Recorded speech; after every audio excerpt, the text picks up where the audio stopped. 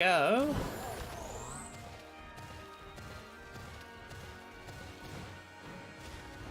Seem to be alive, which is good. I'm going to remember to get the social posts ready. We'll get started any minute.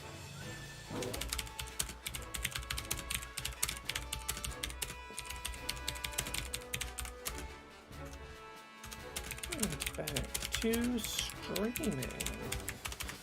Tonight on Twitch, I'm hunting the last handful of shiny Pokemon I need to find in Scarlet and Violet. Live now on Twitch and YouTube. Then I put the Twitch link in, and I find the images, and then we get started. And I go do the one shiny hunt that I apparently somehow forgot to do in the base game. That's not going to be that hard. Hey, Gundam Master, Happy New Year to you too. How are you doing? Hey, Kazokoli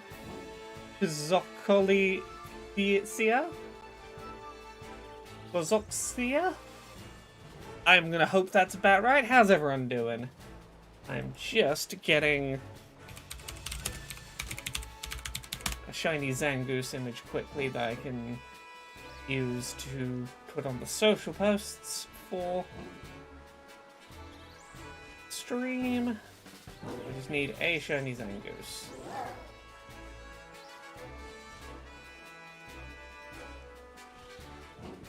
That'll do. Shiny Zangoose. You know what? Put the posts out. That'll do.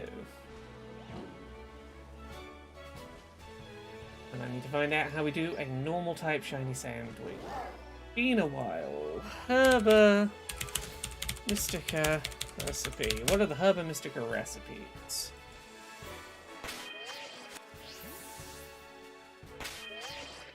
Right. There's my trusty list that tells me all the recipes.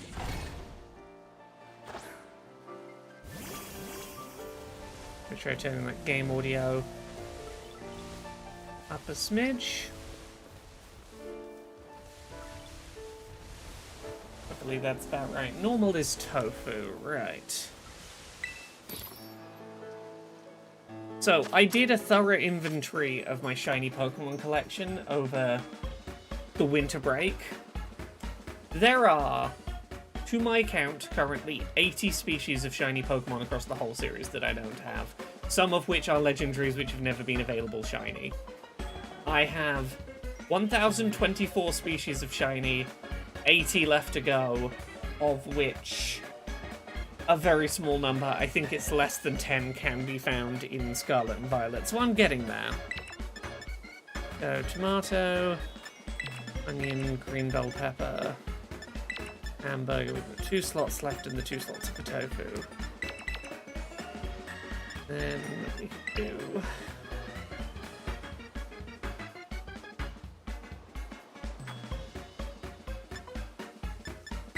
sweet and bitter. Will do. Hey, Artist Synth, how are you today? How's everyone's winter break been? I did nothing for about 10 to 12 days, and it was lovely. It was very needed. Good for the soul to just not for a bit. Oh, I hate using tofu as an ingredient for the sandwiches. It's big, it's wobbly, it's not a stable base for a sandwich. It's gonna force me to build a really tall sandwich. Compensate. Let's put the hamburger sort of across the 2. Gonna try and stabilize the wobbling by building some bits of this stack which bridge heights.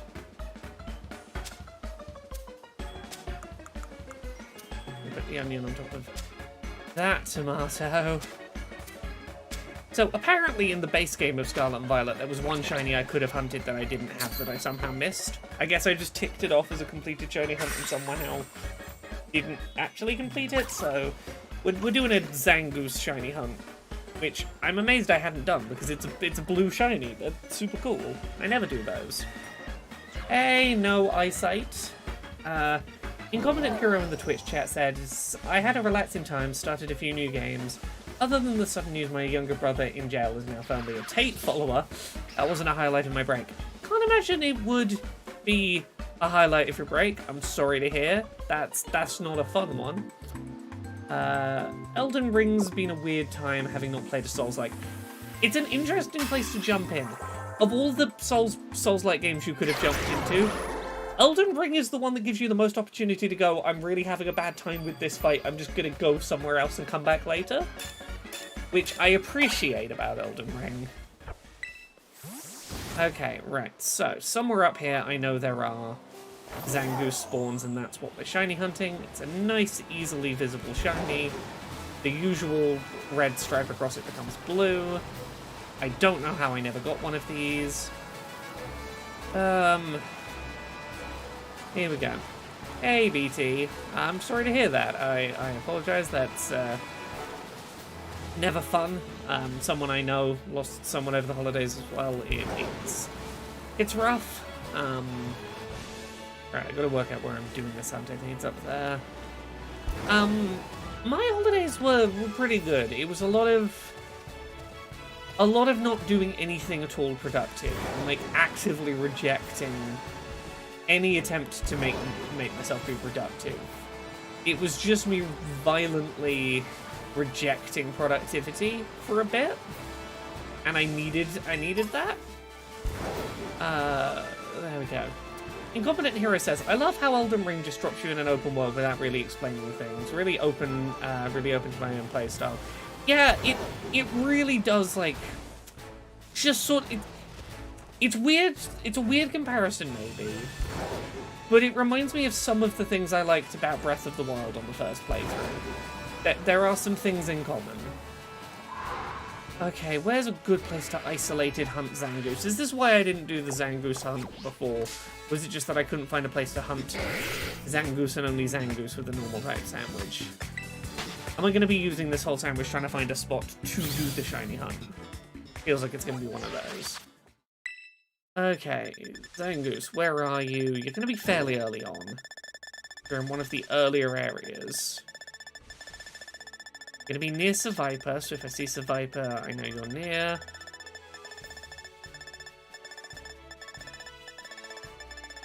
Okay, there we go, Zangoose. Where are you found?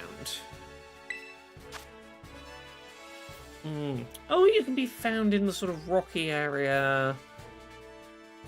Okay. And Incompetent Hero says, Breath of the Wild's a good comparison. So many hours of that game is just wandering around seeing new things. Yeah, like, the Elden Ring really doesn't, like, prevent you doing anything. And I do appreciate that. Okay, yeah, I'm gonna need to just wander around until I find a place where the only normal type is Zangoose. And that's probably gonna be a lot of this first sandwich, but it is what it is. Fun evolution fact, the closest living relatives to Zangoose, except the young goose line, would be Mighty Anna. Yeah, how'd you figure that? Do we have like evolutionary charts that get us there? Right. Okay, so we have at least a Zangoose. Okay. We've got Zangooses and Littens. Yeah, I feel like this was the problem. Oh, okay, so you're basically going, assuming that they are the real animals that they're kind of named after, and doing the evolutionary trees of those. So hyenas and mongoose are closely related, and there were no civet Pokemon. Okay, yeah, I see it. I might just Google if there's a good place to isolated hunt Zangoose. Because ideally I want a place where Zangoose is the only normal type spawn, and it's really tricky to find a spot like that for normal types. Normal type, like, monotype normal types are really annoying to isolated hunt. Incompetent Hero says, is most of the remaining stuff DLC, or do you have a decent chunk of vanilla stuff still? This is the only thing in the vanilla game I don't have shiny. I somehow missed this. I thought I had it shiny when I did my big Christmas catalogue of all the shinies and, like, organise them and double-check everything, double-check my work. Somehow I'd missed Zangoose. I don't have a shiny Zangoose. The rest of it that I can currently get, let me double-check. There's some stuff I'm going to have to go back to Brilliant Diamond Shining Pearl to hunt, of the 80 or so species I still need. But after this Zangoose, I need to hunt for... I have Shiny Minior, but not all of the forms of Shiny Minior, so I need to do some more Shiny Minior hunting. But I also need Shiny Krokorok, Comfey, Plusle, and Braxian. So it's just... It's Zangoose and then, like, 4 species in the DLC. And then I have everything I can get shiny in Scarlet and Violet. And I'll have, like, 75 species left to hunt, some of which literally cannot be shiny, and some of which have to be in older games. And then I'm gonna have to just start, like, going, okay, which of these did I not bother to get in Brilliant Diamond Shining Pearl that I can still get? And then see what's left after that. Yes, let me go... Zangoose shiny hunt location.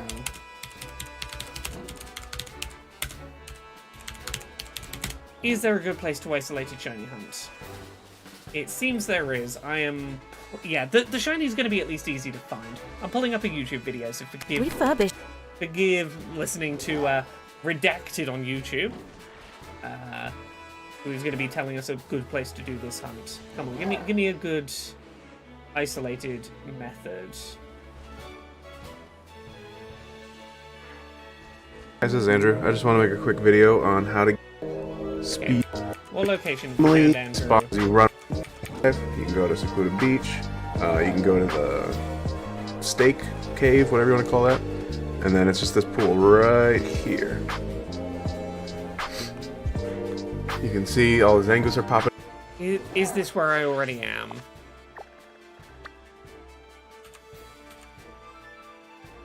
No, they're looking at this pool. Okay, we'll try this one. We'll give this one a look. That man's audio balance makes it sound like he's inside my head. I don't know where that is. I understand what you're describing. My pipe dream wish is a Pokemon mystery dungeon with proper shinies. Ooh, that would be interesting. I would.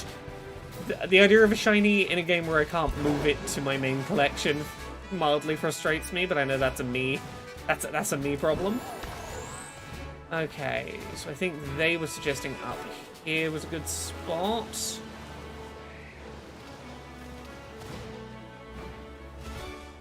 Near this sort of lake.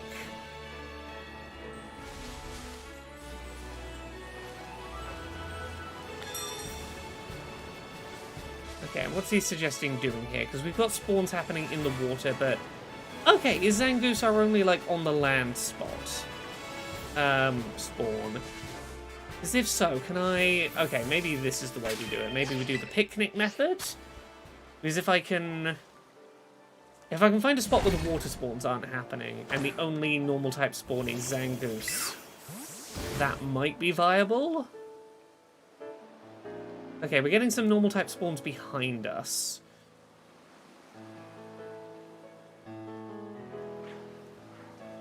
Okay.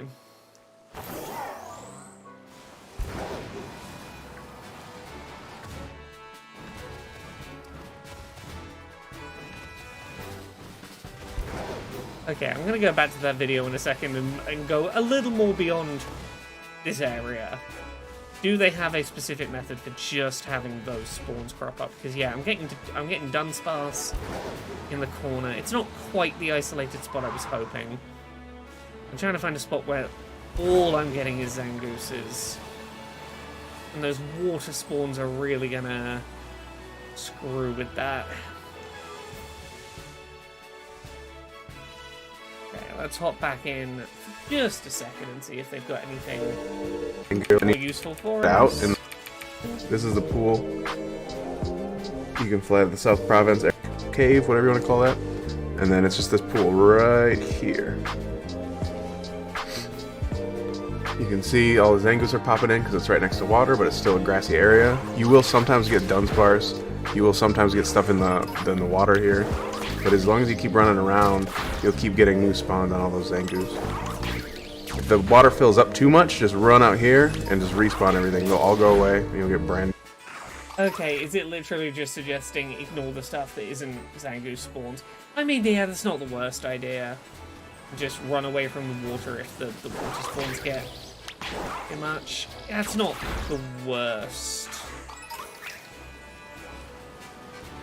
I suspect, yeah, if I just run around doing the knockouts, it'll be okay. I maybe could just ignore the knockouts and just run. Am I getting far enough away to get despawns if I go to the other side of the river? We'll see. The BT on Twitch says, what would you call the black and white remakes? I can't think of a good name for black that actually works for Pokemon. You call them like darkest black, brightest white? That's like my gut instinct feeling. Extremities of shade being your sort of differentiators. But then again, we had like brilliant diamond, shining pearl, so like there's not necessarily going to be any, like, logic to it. Incompetent Hero says, it's funny watching my anti-gacha friend become quickly addicted to the item printer. Now he's found the seemingly best material farm for it. It was 2 hours of gameplay, then 3.5 hours exclusively item printing the other night. Yeah, but again, like, look, I'm in a similar camp, and my thought is, I don't hate gacha mechanics. I hate gacha mechanics when real money is involved. If there is no possibility of me spending real money, and I can just pull a lever and something cool comes out, I quite enjoy the mechanic. I say this as someone that genuinely enjoyed what's some good examples? The Yoshi's Crafted World gacha machine for getting little cardboard outfits for Yoshi, or Mario, Mario Wonder, the little standee mechanic. If I can earn it all in game, and it's not, you know, farming me to spend real world money, I don't hate gacha mechanics. I just don't want my real money being tied up in my addictive personality, you see. Yeah, I've yet to really play with the item printer, but I'm aware people can losing their life to it. It's just because I still have shiny hunting to do that I haven't really gotten into it. I'm trying to think what I did over the holidays that's worth chatting about. For any of you that are people who've watched Hilda, I watched season 3 of Hilda. Cute little animated show about a blue-haired girl in a world that has fantastical creatures sometimes. That was really sweet, very charming. Got me in the feelings as someone with who had an absent father as a kid, but it's a very sweet show. Curry Worst suggests you could call the Pokemon Black remake Pokemon Fanta Black. Only if Anish Kapoor isn't allowed to buy a copy. The BT says, so it was a biography of you. It got closer than I would like at points. Yeah, there were points where it's like, absent parent promising to be in your life more, and then not. Where I was like, oh, you've caught me, show. You've caught me, Hilda. Yeah, Hilda's a very, very sweet show. Very enjoyable. I think what else? What's new I've watched? I watched the extended 3.5 hour edition of the first Lord of the Rings film, Fellowship of the Ring. Watched that over the holidays. Did some Gundam model kit building, which is always enjoyed. I enjoy when I actually have time to work on my model kits. Been doing a very cool model kit that can transform between being a Gundam and a twin-headed dragon. And that's pretty cool. I've not seen a Gundam that does that before.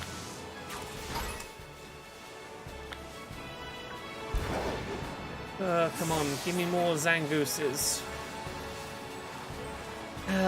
This area is not doing as great as I'd hoped. I need an isolated...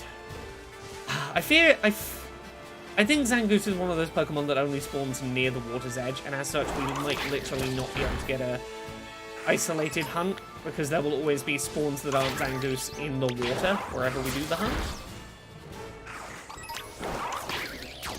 Yes, what have I been doing over the holidays? Continued playing through Frosthaven, a very big, very terrifying dungeon crawly board game that I've been working through over probably the last year with a group of friends, slowly, little by little. Started playing a board game called Stray Gods, which is sort of a cartography.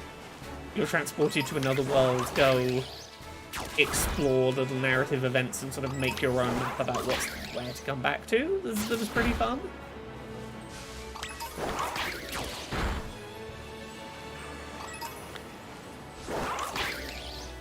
It was a holiday of just no obligation time.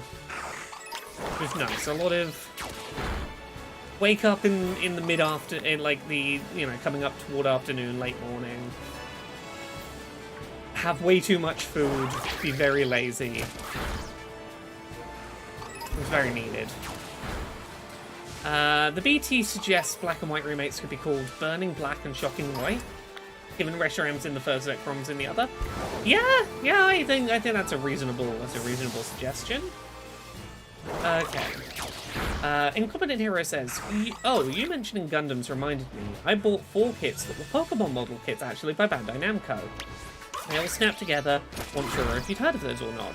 I think I had one of those that was a very simple one that made a Mimikyu. I think that was a Bandai Namco kit.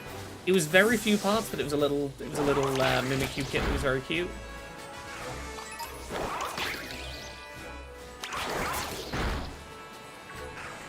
Needing to buy a tool scared me off of real Gunpla. Honestly, I am a big believer that,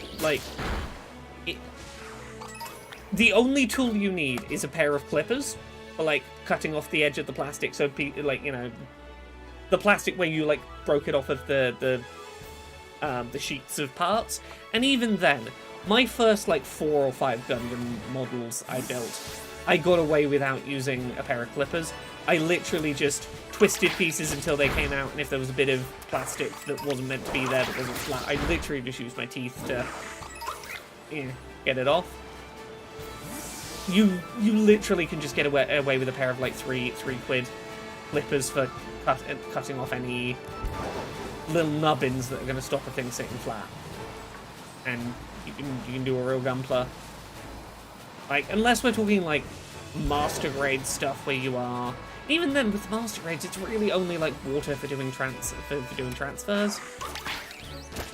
Mr. L says, I got Elden Ring as one of my gifts for the festive period. Currently struggling through the early game and pushing on despite the serious lack of accessibility settings. Yeah, I getcha. Again, I'm glad that Elden Ring at least gives you the option to just walk away from a problem in a way that the other Souls games kinda don't, but yeah.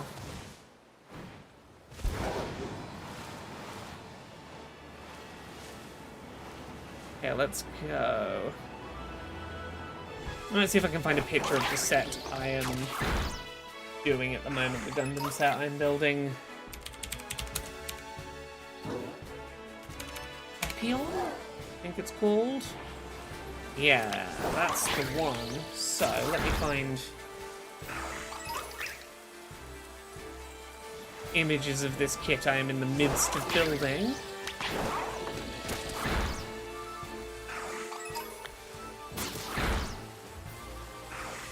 Will this image format show in here? No, it won't.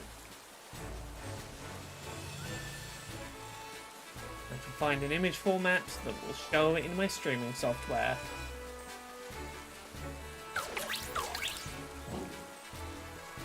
So, it looks kind of like this when it's in robot form, which is pretty cool. Let me see if I can find the transformed version, because that's the gimmicky thing that's unique to this one. Yeah, that'll do. It can transform into this sort of two-headed dragon form, and I think that's very cool. That's real interesting. So that's the one that I'm finishing up building at the moment. I've done the base of the robot form. I just kind of need to do the bits that make it transform and the weapons and stuff. Oh, we've had a raid. My apologies. I've just seen we've got this here. HFest, thank you very much for the raid. Hi, welcome raiders. My name's Laura. I'm a variety streamer. I do a lot of shiny hunting and Pokemon games. I have maybe 80 species of Pokemon in the whole series that I don't have as shiny yet. I'm trying to get one of every single species of Pokemon that has ever existed in shiny form. We are currently shiny hunting a Zangoose. How y'all doing, raiders? Incompetent Hero, that Gundam kit is already coloured. You don't have to paint it. There's some stickers you can optionally apply, but it is already in the correct coloured pieces of plastic for just snap together, and it kind of looks like that. How long have we got in this sandwich? 10 minutes. Really don't want to have to redo this hunt. It's only one Pokemon we're looking for. It's one of those hunts that feels like I thought I'd already done it, and therefore it feels like I should just be able to... Am I going far enough? Okay, I am going far enough away for despawns. Maybe I can just not slow down to fight them. Do the slow route around so that they spawn as I'm passing. Then zoom away quick for the despawns. This might be the quick way to do it. Ooh, AJ in the Twitch chat says, speaking of shiny hunting, I just got shiny Registeel in Pokemon Shield with 4,821 soft resets. Congratulations. Soft resetting, I mean, it's quicker than Scarlet and Violet, but it's not quick in Sword and Shield. As someone who ended up doing, I think, close to 9,000 soft resets for shiny Regidrago, you have my sympathies. You have my sympathies. I'm glad you got it pretty close to base odds. Wait, you thought you saw it. You think you saw the shiny? Well, if you did, it's gone now.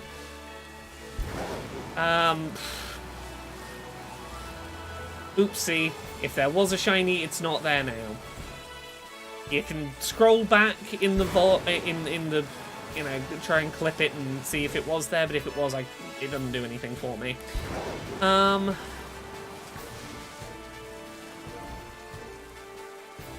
we go. Oh, Regice is... yeah. Regice is a lot. Here we go.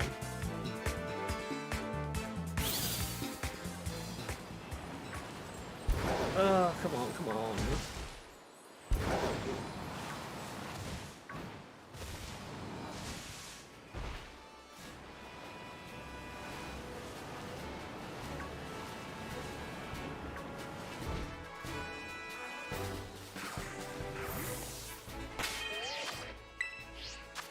Is this the method to do it?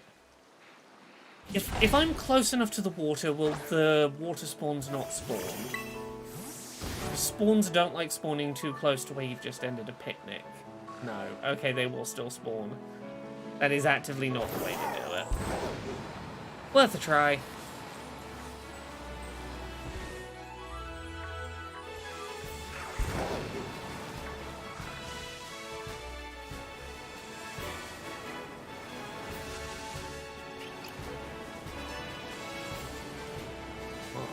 So we got 10 minutes left of this hunt. Yeah, I don't need to be knocking these out. That is somewhere I wasted time on this first attempt. I can just...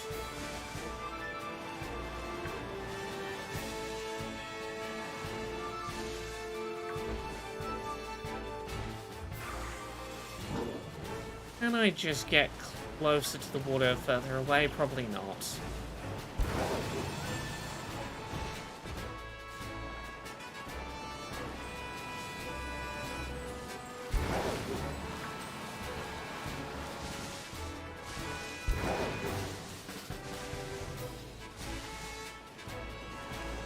Here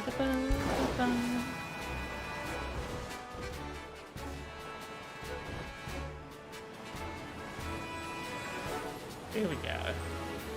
AJ says, I need to do Zangoose the shiny. The shiny I've got right now is from Pokemon Go, and I hate the mark they have in Home. I don't mind the mark in Home. I know some people really dislike it, but for all my problems with Pokemon Go, I did like that game, and it's nice having a reminder that some of those were things I went and found out in the real world. I like that knowledge, even if that game became a microtransaction hellscape.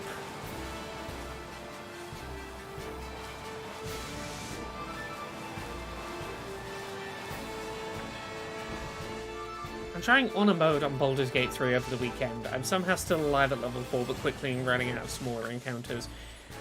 Can you remind me, what does honor mode do?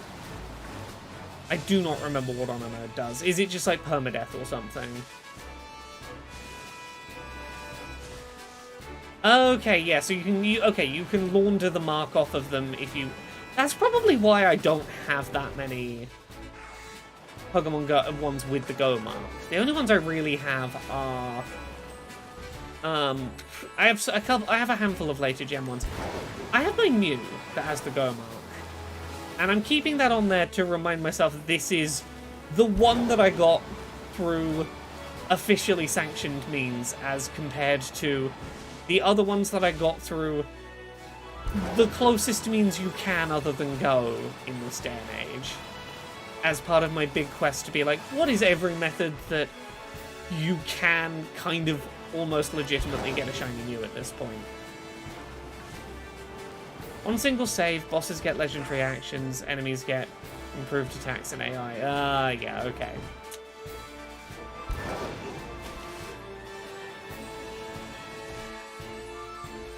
Okay, yeah, okay, it wasn't a shiny that you saw? Cool.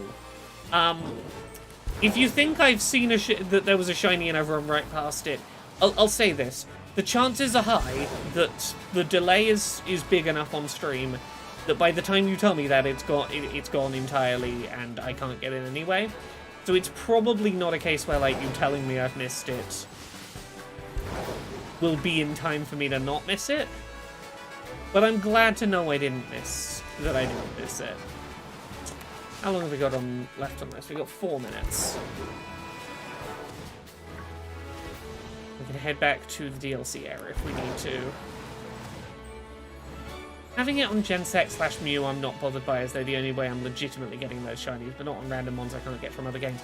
Was shiny Gensec legitimately obtainable in Go? Ah, no one told me this. Well, that's a thing that I maybe should have gone back to Go for. That's a problem my collection's gonna have to handle at some point, but... okay, raids. Okay, so it might still be available in raids. It's not one of those things where it's like, it was the Mew raid, and not like the Mew quest where like if you didn't pay for that one quest line the one time it was available, it's just never achievable. If it's achievable in raids, that presumably means like I could go back to Go and get it. Okay, yeah, that's fine. It's on the list of like, at some point I'm gonna have to deal with these problem Pokemon, but they're problems for later me. They're not problems for me today. Yeah, I have like 6 shiny Mew. The one from Pokemon Go, and then like several other methods for an article I was writing about. How can someone get a shiny Mew today? With methods ranging from use the Mew glitch in Red and Blue on the 3DS. Get a Mew that has the right stats to make it be shiny. Essentially do fucking arbitrary code execution to fiddle around with some of the data on it so that it will show as legitimate so it can move to Go, through to purchasing a copy of Emerald that someone has glitched or has like, you know, put a fake Aurora ticket on. Shit like that. I shiny hunted Mew every way you could today, other than just buy one or gen one in with a action replay. I was like, What methods are there if you actually want to do the hunt today and like have an effort behind it to have some degree of legitimacy?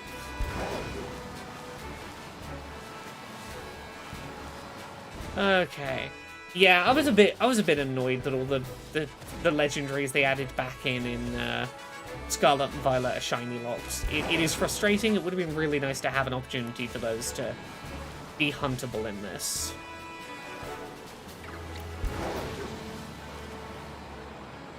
Yeah, it really does feel like all Pokemon should be available and not time limited.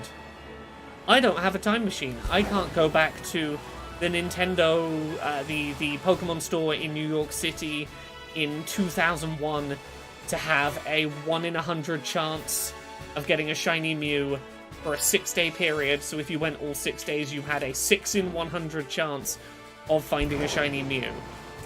Like, I don't have that option available to me. Yeah, I stopped playing Pokemon Go because of the FOMO. It was aggressive. I'm not a fan of it.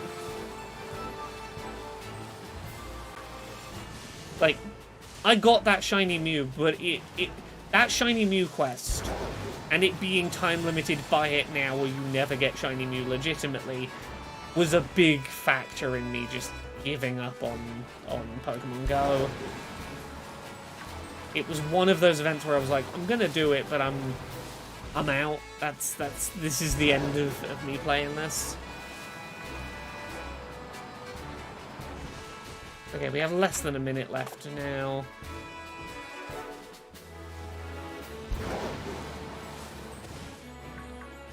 I'm gonna try this hunt one more time. It's a cool shiny. It's one that, like, I should have had by now. There shouldn't be anything base game I don't have. AJ says, I just want to get to level 40 so I can get my shiny Mew, then I'm never playing Pokemon Go again. Yeah, the grind to hit level 40 was the only reason. And even then, when that quest happened, I stopped playing. I didn't do the grind for level 40. I waited like a year before I came back to it and did the grind, because I was actively pissed off at how bullshit that quest line is. And I want to talk about that. Give me a second. We're restarting because I gotta redo this hunt, but I do need to talk about how bullshit that quest is. Because it forces you to unnecessarily redo parts of the work. Let me find the list so I can explain this. Shiny Mew quest.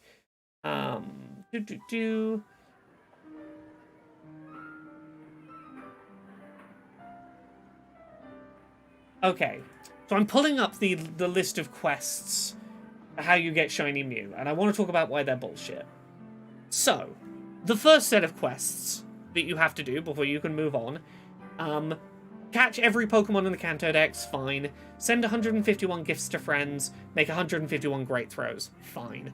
Stage 2, catch a Pokemon 30 days in a row, catch 151 different species of Pokemon, catch 30 of each different type of Pokemon. Okay, why didn't you put that in stage 1 along with make 151 great throws? You could have been getting your 151 great throws at the same time as that huge list of catching. But no, they split them out, so you have to do 151 great throws and then separately do a shit ton of catching. Stage 3, reach level 40, which is the most bullshit part of this. Spin 151 Pokestops, do 151 field research tasks, walk 151 kilometers.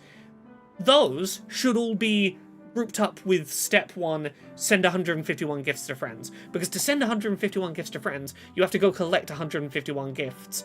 But then in step 3, 2 steps later, you do the spinning 151 Pokestops, which would give you the 151 gifts. Why not put those together? Let you get 151 gifts and send 151 gifts at the same time. No, it makes you double up on that work. Also, catch 1,510 Pokemon. Put that in step 2 with all the catching shit. Like, I could go on further, but like, there's a bunch of things where they deliberately take things that would bundle together and you could be doing at the same time as each other, and separates them out so you have to double up the work unnecessarily. Like, if this just had 2 stages, it was the get a bunch of gifts and send a bunch of gifts and go a bunch of places step, and the catch a shit ton of Pokemon step. If those were the 2 steps, I'd feel less pissed off. But the fact that they split it into 3 steps and they make you do some of the work twice is like just that little bit of extra frustrating. Are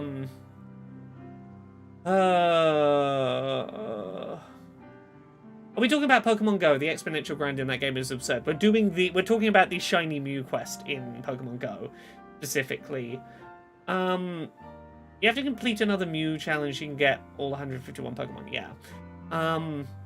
These quests were the thing that killed Pikmin Bloom for me. I walk a ton, did a lot in that game, but it's an insane grind. Yeah. So there's a lot about that stupid Mew quest that really, really frustrated me. But there you go. Anyway, we're gonna try this shiny hunt one more time. Give me that Zangoose. Let me pull that back up. So I need to head. I need to head to here.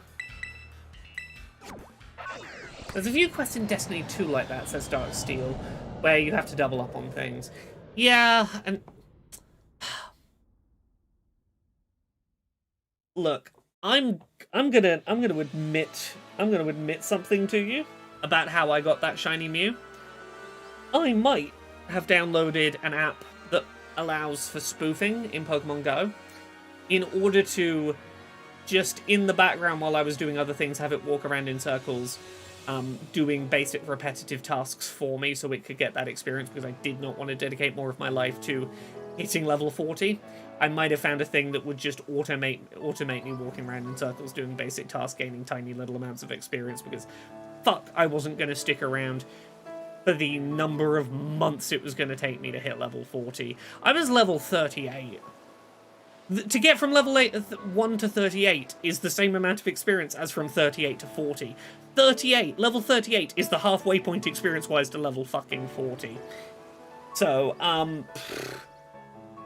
yeah, I said that could fuck off, and I saved myself several months of playing a game I did not want to be playing because its microtransactions had pissed me off, but I'd already paid for the Mew event and I wasn't gonna let them have my money and not give me the shiny Mew. So I got my shiny Mew, you know, in the way that worked for me. Also, I am a believer that spoofing apps for Pokemon Go are completely legitimate, given that Niantic is aware that disabled players really benefited from the measures they had in place during COVID, and went, yeah, we get that, like, it let you play, and that it's a set of accessibility features for you, but fuck you, go outside, person who can't go outside. And if you're gonna have that kind of attitude to the disabled community telling you, like, please don't take away the thing that lets me play this game, fuck them. Spoofing apps are great. I'm a big believer that if you were a disabled player who was able to play during COVID and then couldn't play after COVID, you are morally in the right to just get a spoofing app if you want to keep playing.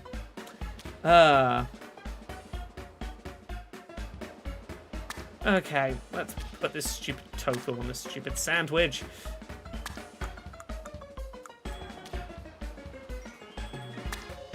Yeah, so the only time I spoofed in Pokemon Go was to hit level 40.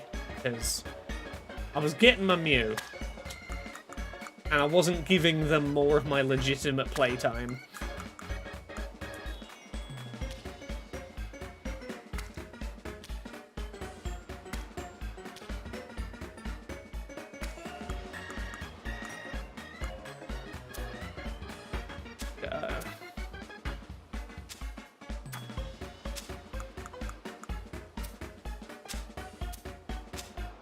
The most delicious sandwich possible.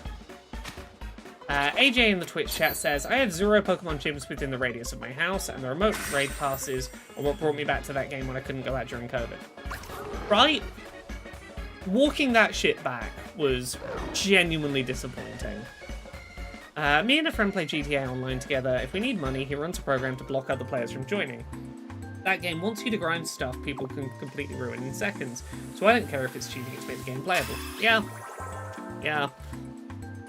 Sometimes you just gotta say, hey, game developer, Your game is being bullshit right now. I'm not going to hurt anyone else's fun, but I need to make some changes for me to have fun.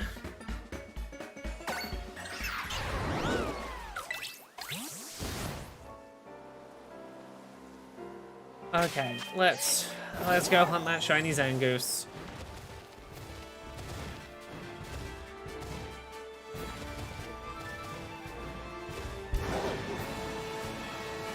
Try circling this water. If circling the water is what gets the Zangoose spawns, no.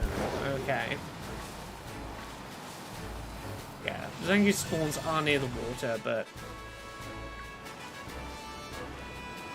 a little patch of water does seem like it might be the best spot to go for.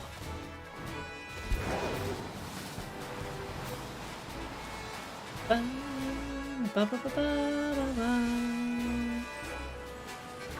mean, the other option is I try and force a Zangoose outbreak to happen. I could try for a Zangoose mass outbreak.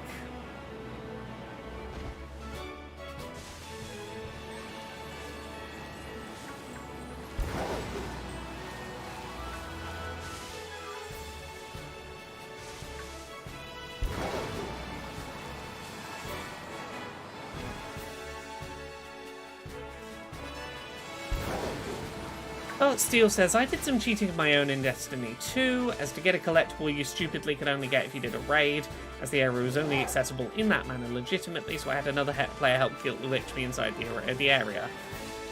Yeah, like, look, if you're not getting yourself a thing that, like, other players paid for and you didn't, or that's, like, not an intended gameplay mechanic, I really don't think it matters. Like, hey, have fun cheating in a game if it's not gonna, like, negatively impact anyone else. Like, why should anyone else care?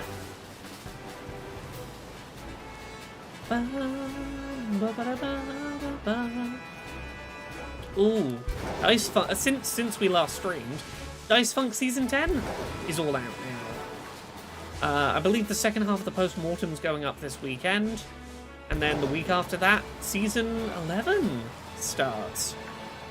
Which we've already recorded, I think, nearly 2 months of Season 11? I think we've got like 7 or 8 episodes in the bank already. You're gonna get to meet my stupidest, most no thoughts head empty Dice Funk character I've played in a long time. I'm playing a character in Season 11 who is just allergic to having a rational thought.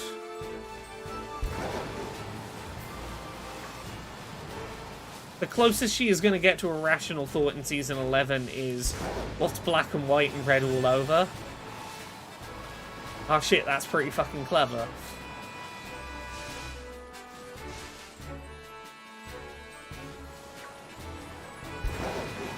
For any of you that are people who were around during the Let's Play video games era, I might have used Kids Write Jokes as a resource for something in Season 11. There might be a return of jokes written by children.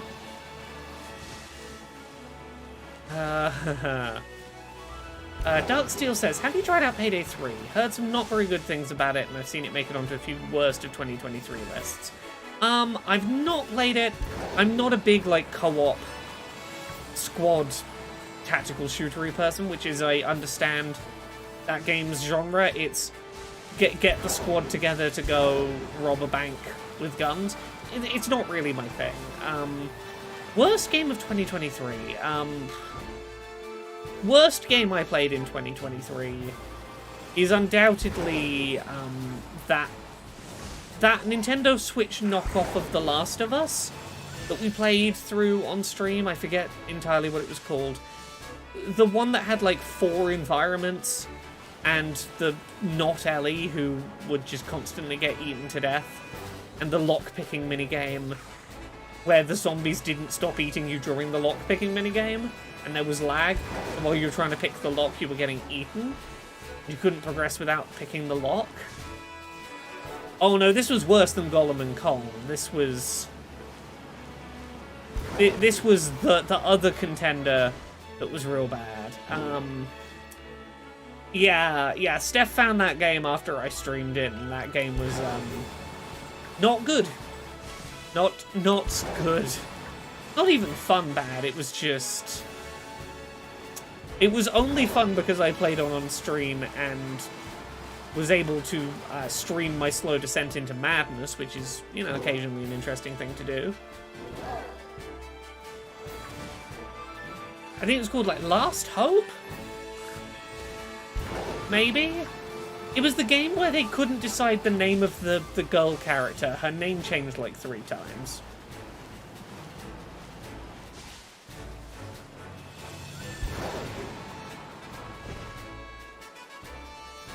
Come on, give me a blue Zangoose.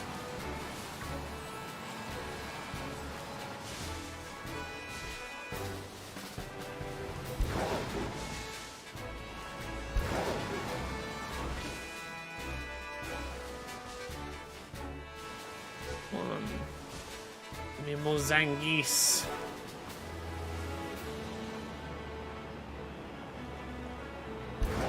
See if there's any other advice on good Zangoose locations. Did anyone have any advice I did not see? Like, did anyone comment anything on the comments of that?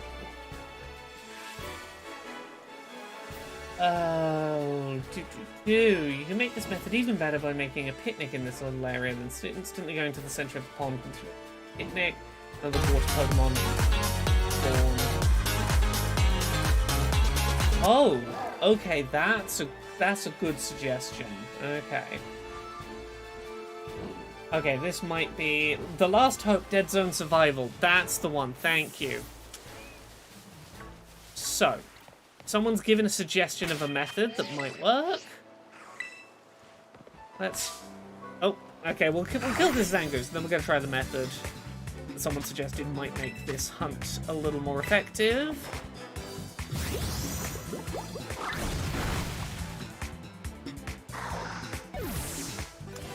Okay, so what we're going to do... Host a picnic... Why can't I host a picnic here?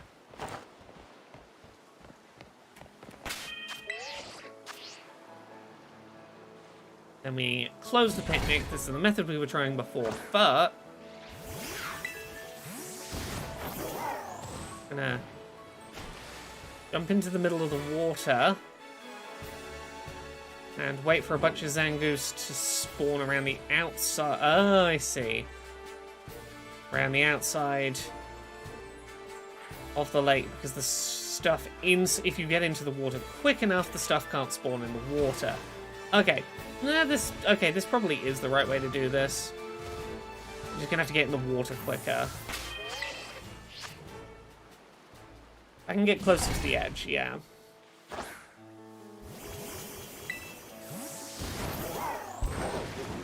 The quicker we get into the middle of the water, we should get no water spawns.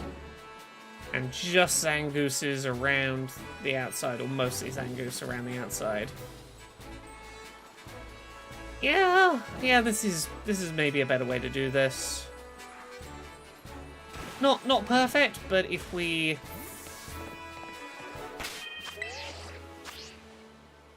fuss around a little bit with the location, we can maybe make this work. If nothing else, it's a slightly different method, and that'll relieve a little bit of repetition here.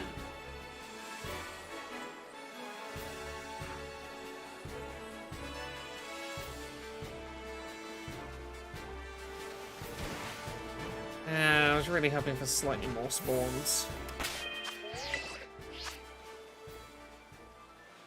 Let's try it a couple more times.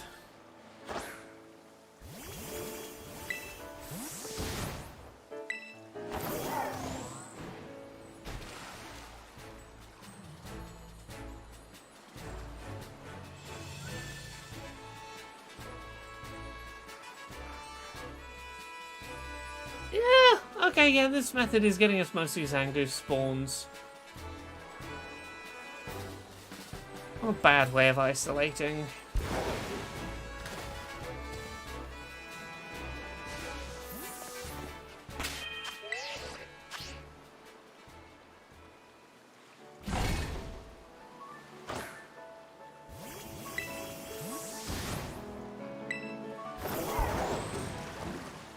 Oh, after our 1 week break, Pogquisition will be back tomorrow.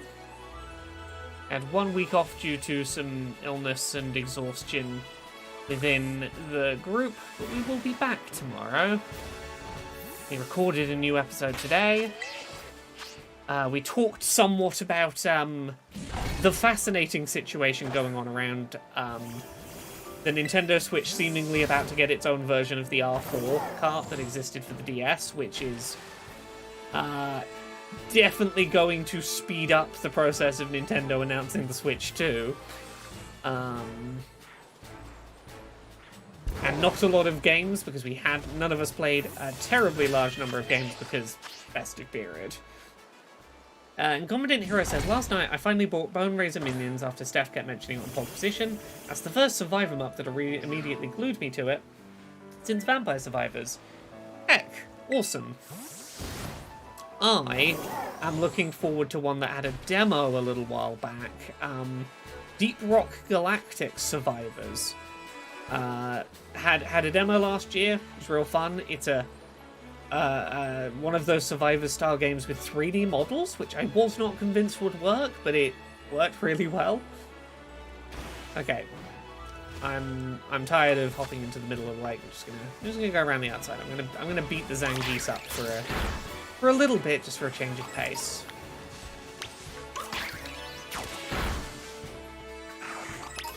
Yeah, Bone Razor Minions is something special. There's a few of those Survivors games I've stuck with for better or for worse. The one I wished was better than it was Choo Choo Survivors, the train-themed Vampire Survivors game.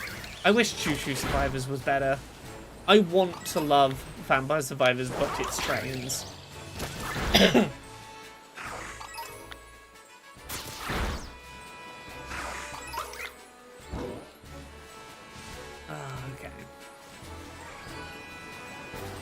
Let me run around the outside, beating stuff up. There's some good games coming out soon, I'm excited for. End of this month, we've got Like a Dragon Infinite Wealth, the new RPG Yakuza game. I am very fucking excited for that. Like a Dragon, the first RPG one, very quickly became one of my favorite games of all time. Absolutely fucking love that game. Cannot wait for a new one with a fucking Animal Crossing island management minigame in it for some reason.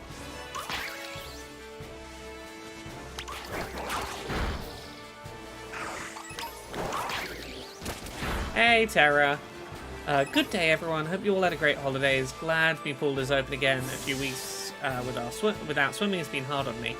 Our pool's open again. Me and Jane went swimming today. We usually go pretty early in the morning, but we went a little later. It was like the last, relaxation activity of our time off, so we gave ourselves a little lie-in before we went swimming today.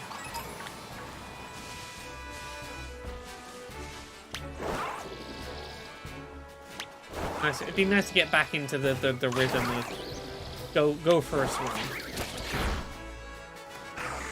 Ichiban's great. Ichiban's such a good, wholesome video game protagonist. All that Ichiban wants is to be a hero like those Dragon Quest characters. He just wants to be like one of them RPG heroes that saves the day and does quests and helps everyone. He has not a mean bone in his body.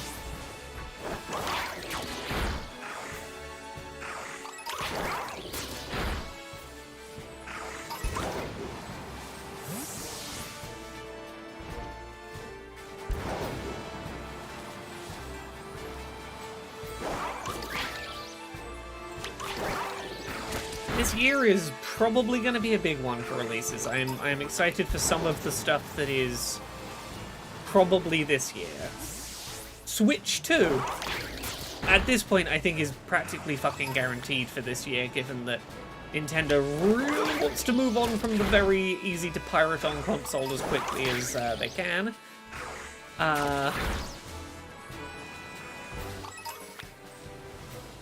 We are probably... What are we probably seeing this year? I made a list earlier of stuff where I'm like, oh shit, yeah, that's this year. Let me get my list up.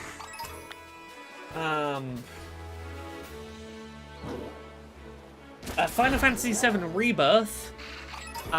It will be fun to find out quite how much that game is going to break from the expectations of the source material that it is connected to.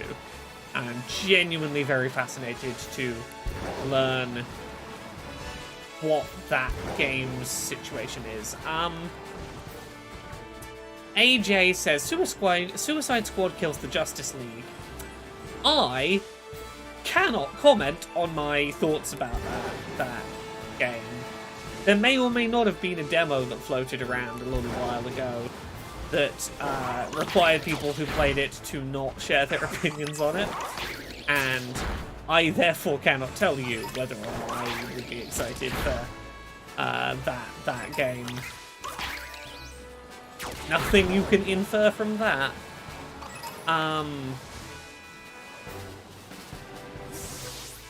What else is there? Oh, Elden Ring DLC's probably this year. The Shadow of the Erd Tree DLC is probably this year. Hades. Oh, Hades 2.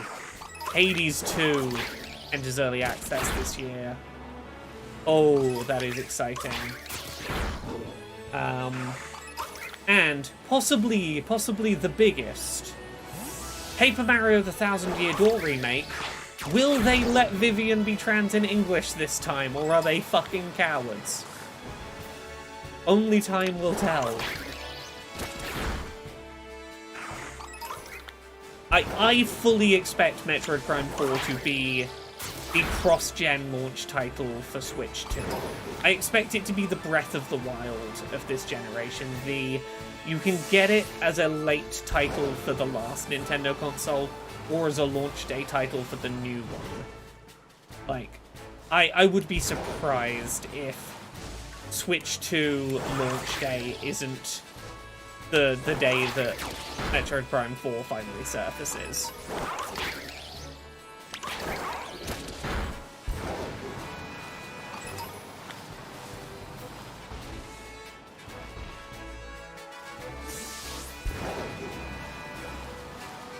$2025 new Monster Hunter, yeah. Maybe Dragon Age Red Wolf this year, who can say? Maybe at the very least we'll see more than, like, a trailer that is largely concept art for that. I think what we know, what we know is coming. Maybe 2024 will be the Silk Song year. You know, one can believe. Did you hear about the reported Bayonetta trilogy leak? Apparently, it's going to be a single cart that can go, a cart that can go in Switch or next gen with improvements on the new hardware. I've heard. I think that a re-release of that trilogy, particularly of 3, for new more powerful hardware, would be a very sensible thing. I think that the person who that leak came from clearly sometimes knows stuff, but the track record's spotty. I wouldn't put money on his stuff. I would say that, like, it's the kind of thing that someone could make an educated guess about and be correct. Nintendo owns... Like, Nintendo was the publisher of that series, and the last entry kind of had some technical problems, and, like, it doesn't take a lot to guess that might happen, and I wouldn't be surprised if they went that direction. Luigi's Mansion 2 remake is happening this year, isn't it? It's happening in the summer, I believe.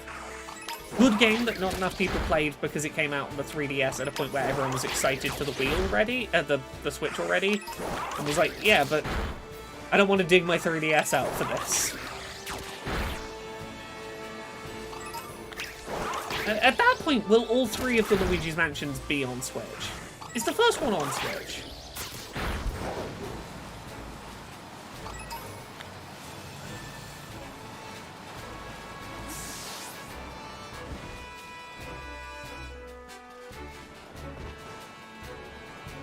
Okay, come on. Come on, Zangoose. Don't be the reason that I have to stay in the base game for the next, like, 10 hours. I got my 3DS to get custom firmware. Never wanted to, but seems the future-proof thing to do now. Yeah, really does. Really does seem to be the way to future-proof that system at this point. We need a Super Game Boy for 3DS games. My 3DS XL feels so tiny and cramped now. Yeah, give me something like the Vita TV. Give me something where I can just play 3DS cartridges on a TV. The Vita TV was a great device. Fucking loved that thing.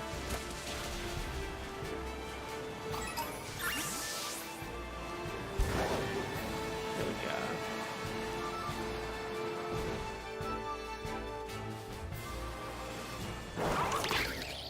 Unless it's in the online, but I don't think so. They released the first 4 on 3DS. Maybe I'm wrong. I thought they released a digital version of the first Luigi's Mansion on Switch. I might be wrong. The only reason I never played Vita games was due to how hard finding a Vita TV was. The Vita TV was great. It really was. It's a shame it didn't pick up. It was basically the Switch before the Switch. Play your game handheld. When you get home, put it in on the TV and play your game on the TV.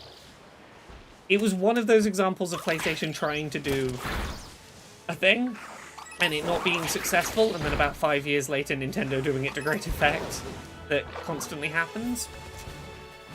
But yeah, I don't know how aware you all are of. I've been mildly fascinated by the Switch's most recent a video game backup situation that happened over the holidays, because there's like the story and then there's the interesting story that's been bubbling up the last few days around it. Here's the short version. Some random Twitter account popped up like 2 weeks ago showing what appeared to be like an R4 cartridge for the Switch. Where a Switch cartridge with a little micro SD plugged into it, that you plug it in and your Switch goes, oh, you've just inserted this game cartridge. And allegedly, they're like, hey, this is going to work on every single Switch, regardless of firmware or what version of the Switch you have. No modding required, it's just going to work.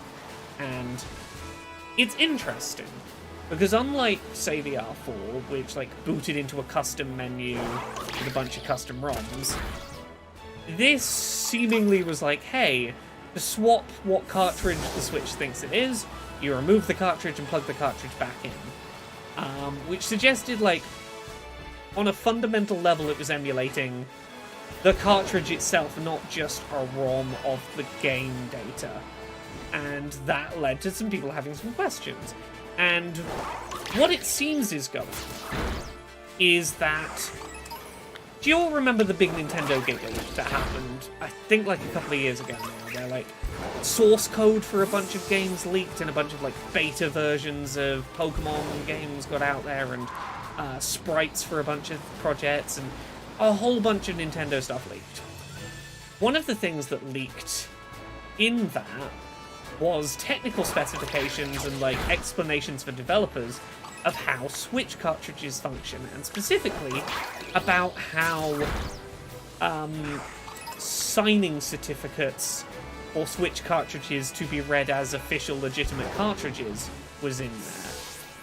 So it seems like this thing is, on a very fundamental level, pretending to be a legitimate Switch cartridge for whatever game it is pretending to be. Now, this was, like, an interesting enough story in and of itself, in that, like, this would be bad for Nintendo if real, because, you know, the Switch is already, like, the first, like, 8 months of Switch is very easily hackable, but that is, like, a step more technical knowledge than some people want to go through, and, like, it doesn't work if you have a Switch Lite, or it doesn't work if you have, like, a OLED, or you know, just the better battery life Switch or whatever. So, like, I don't think, you know, there's a limit to how worried Nintendo was about, like, piracy in that regard. But this is more concerning because it's considerably more far-reaching. Now, this is where it starts getting interesting. The site that claims that this is a real thing was like, hey, not only is it real, it's gonna be releasing in, like, January. It's, like, ready to go. And by the time I'm talking about this, it's up for pre-order in some places, for, like, 60 quid or something. But where it gets interesting is the website that was, like, promoting this, their DNS information was briefly visible. And back in September of last year, for a couple of months, the website was owned by Gary Bowser. And you might remember the name Gary Bowser, because Gary Bowser was the head of a hacking team, or one of the head people in a hacking team, that got taken to trial by Nintendo, and he spent some time in jail, and was eventually let out, but on the condition that he owes Nintendo, I think, like, $14 million, and he is, for the rest of his life, basically going to have to pay back a third of every paycheck he ever receives to Nintendo to try and pay that off. So, to hear that shortly after Gary Bowser got let out of jail, his email address ended up on as owning a website that, within, like, 3 months, would be promoting and selling essentially an R4 cartridge for the Switch, sure doesn't look good for Gary Bowser. It looks like he got out of jail and went, hey, I'm going to jump right back onto my bullshit and create even more piracy methods. Now, Gary Bowser obviously, like, vehemently denies any involvement, but it's a paper trail connecting this new piracy device to a man who's already on the hook for about $14 million to Nintendo. Which is a bad fucking look. He's like, oh no, it's a DNS poisoning, like, someone's trying to frame me or something, but, like, everything about this really does seem like, at the very least, the same hacker group that Bowser was a part of is now releasing a new piracy device, and Bowser's name is on the paper trail, and that's really fucking bad for him. So, yeah, bad day for Gary Bowser, whether he is or is not involved in this, but more interestingly, I very much believe that if this device functions the way that it seems to, as a seemingly maybe undetectable hacking device, at the very least for offline playing of games, a seemingly undetectable hacking cartridge, Nintendo is probably going, fuck, the Switch 2 needs to come out, like, tomorrow, because we cannot have all of our games coming to a device that, for the price of one game, you can just put all the games on. Incompetent Hero says, someone robbed our brand new bank. Must be the bank robbers. A pretty solid line of logic. Even if not the most involved, it's going to be tough to prove. Yeah, but again, I don't think they need to prove it. I think all they need to do is go, Bowser, your name ended up on a website that clearly is owned by a hacker group. How did that happen? This is clearly a breach of your ban. Like, all they need to do is convince a judge, we have probable cause to suspect that Bowser, to some degree, was involved with a website that is now breaking the conditions of his bail. I hope the Switch 2 is just an iteration and they don't do anything stupid trying to iterate. Everything seems to suggest that'll be the case. It'll definitely still be a handheld console hybrid, because Nintendo combined their handheld and console development units. That is, for the foreseeable future, their future. I think they know they've got a good thing on their hands. They don't fuck up. Art of Chaos says, didn't Nintendo push to have Bowser put in jail, despite him being really sick? Or was it the judge who pushed for that? I believe it was Nintendo that pushed for it. I might be wrong, don't quote me on that. But, point being, I wouldn't be surprised if Nintendo tried to use this as justification to revoke Bowser's bail, and to go, no, we're not happy being paid back. Bowser needs to be in a facility where he does not have internet access. I suspect that is the road we will see this go down. Yeah, it'll be playable on the TV. I don't see a world in which they give up the fundamental idea of play it on the handheld, put it on the TV. They only have one set of development teams now. They don't have separate handheld and console development teams. This is just Nintendo's.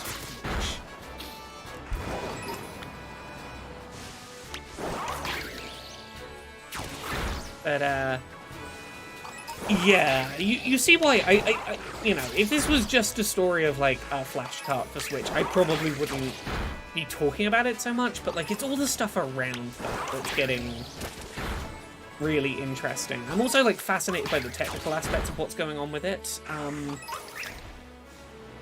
because, like, there was a very good video by Modern Vintage Gamer, speculating on how this cartridge might be working, and the suggestion, because they're selling this thing with, like, a device for ripping your own Switch games to PC, like a USB device you put your Switch and dump it to PC.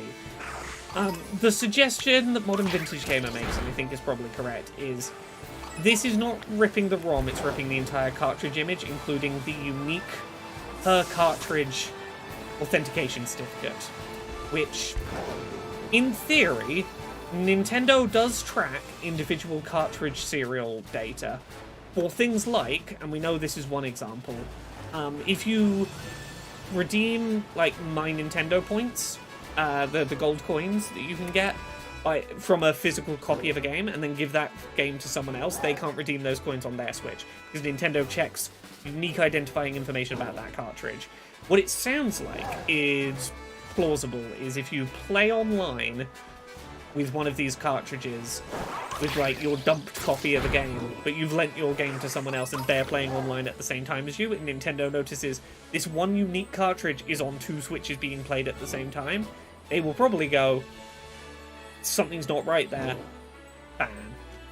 It seems like it's going to be a play offline or play at different times to the other person who has the cartridge if you don't want to get in trouble. Like, it will probably be a when the Switch 2 comes out, a lot of people who, like, don't want to bother with hacking an OLED will probably put one of these in and be like, this is my last gen, my nice screen Switch that I'll have permanently offline to just play back gen games. I suspect. Hera says, great job on sticking the landing on Season 10 of Dice Funk. Nice happy ending for Trizzy, but goddammit, Quinn, twist the knife, you bitch. Hurt us more while you're at it. I'm glad Trizzy got a happy ending. I'm still recovering from Season 8.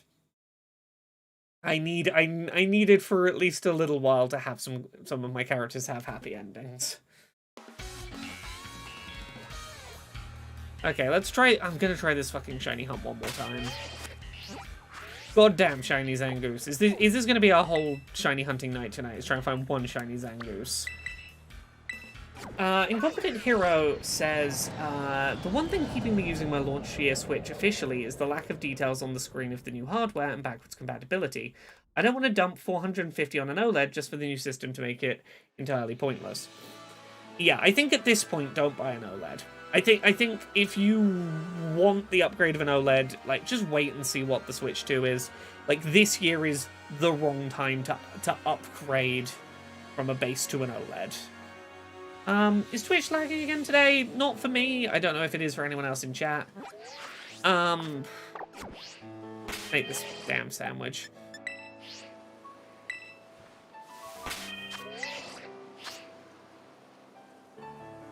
Do, do, do.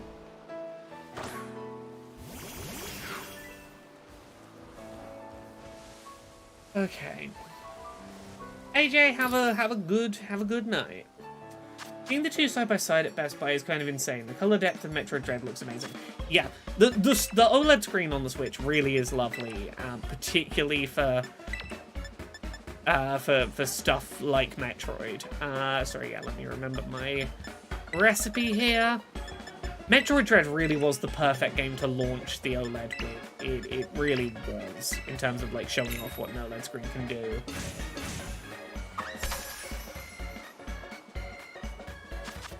Oh, I'm sorry some people have been having some lag on Twitch tonight. I apologize for any inconvenience. Gotta love Twitch. Come on, give me that. Yeah, and this is part of why I think that if the Switch 2 does ship with an OLED screen, Metroid Prime 4 would be a great launch title. Great launch title for here's a high resolution screen that does like black colors, really like dark colors really well. It's just Metroid games make really nice technical showpieces for new handheld screens. Nintendo trying to squeeze a random person for that much money is just so crazy to me. Terra says it's not the money, it's the message about hacking them. Yeah, it's them trying to say, we know that it's really easy to hack our hardware, but do you want to risk financial ruin? They are trying to create a message, it's not fucking financially worth it to hack our systems. Which is really Nintendo trying to close the barn door after the horses have escaped. I think that's a saying. It's really like all the animals have escaped the barn. Closing the doors isn't gonna change the fact they all got out. I can't entirely say I blame Nintendo for being heavy-handed though, because fucking hell. Nintendo, it really is in a uniquely bad position in terms of I have never seen a company have as big of a problem with hacking during the generation still existing as Nintendo does here. In terms of one Street Date broken copy got out, so now 1,000 people are playing this game early on their own official hardware without using a mod chip. Like, that's a bad situation to be in. I get it. I get why they are not happy about it. Like, the fact that the Steam Deck exists and is powerful enough to emulate most of the Switch library with relative ease is like... You don't want to be in a situation where there is another handheld that can play your games. But you're not the only handheld that can run your games during your actual generation. Incompetent Hero says the mind-blowing bit is that pirates play a much better version if they emulate. That's kind of the other problem with this whole thing is often pirates get not only get the game early and for free, but a better version. When Brilliant Diamond Shining Pearl launched, you could play them at 60 FPS on original hardware.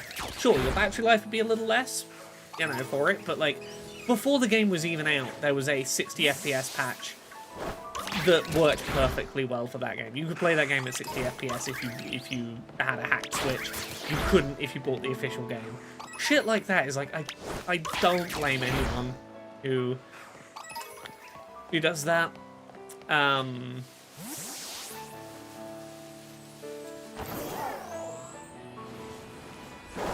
SoftX says, so what you're saying is it's safer to emulate a Switch on your Steam Deck than it is to hack your Switch. Honestly, yeah. Well, yeah. If you play your hacked Switch offline, it's about the same as playing it on Steam Deck. On both of them, you're not going to be connecting online to play with other players, but there's not really anything Nintendo can do to detect either way that you're doing it. It's the thing. Like, Nintendo's really had their doors blown off them this year.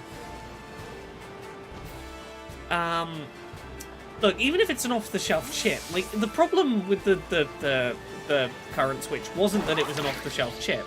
It was NVIDIA knew about the exploit on that chip and didn't think to do anything about it. They just assumed no one would work it out.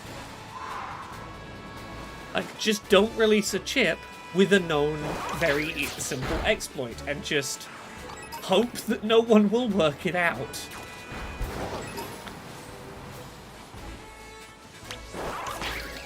Alicatraz, hey, I'm good. I'm much better after some time off over the festive period.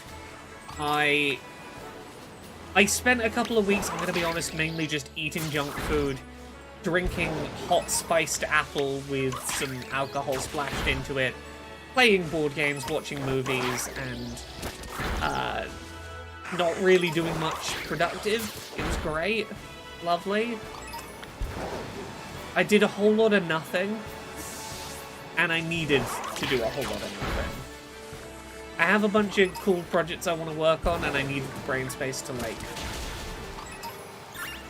not be in the middle of work mode to go, oh yeah, I do have the brain space for blank.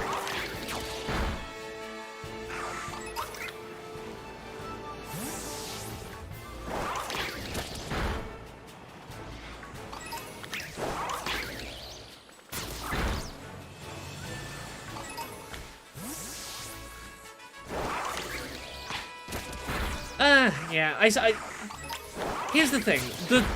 If they want backwards compatibility, the chip for the Switch 2 can't be that fundamentally different from the base Switch. Like, it's going to be a little harder to emulate in some regards, because everything seems to suggest that it's going to be supporting, you know, some ray tracing hardware level tech. We're looking at, like, the upscaling tech that allows, like, a lower resolution game to run at a higher resolution and frame rate via hardware emulated ray tracing for upscaling, which requires specific chips and specific hardware to function. Like, not... The Steam Deck, for example, does not have the physical chip needed to emulate certain things that are seemingly going to be features in the Switch 2. Which, like, at the very least, the barrier to entry to emulation for Switch 2 is probably going to be raised to... You need to be running like, you know, an RTX. One of the RTX cards that supports specific features. Come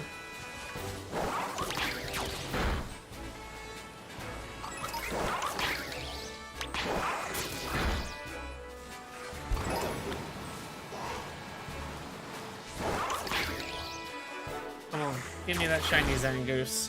How hard could it be?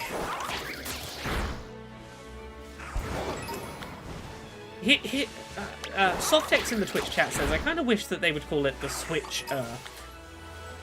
I think the best thing they could do, or making people confident about the Switch successor, would be to just call it the Switch 2. I think if they were to just call it the Switch 2, I think that would be a huge moment of, okay, this is just more of the Switch. Cool. Like, it would go, you're not overcomplicating things, you're not overthinking things, you're just giving us more of that thing that everyone liked. Just a direct successor to the thing everyone liked. Like, I think if this was, like, the one time that Nintendo we're just gonna go with the numbered naming system, I think that would do so much to give people confidence in, like, even before seeing it, in what this thing is. It's, hey, this is the new Switch.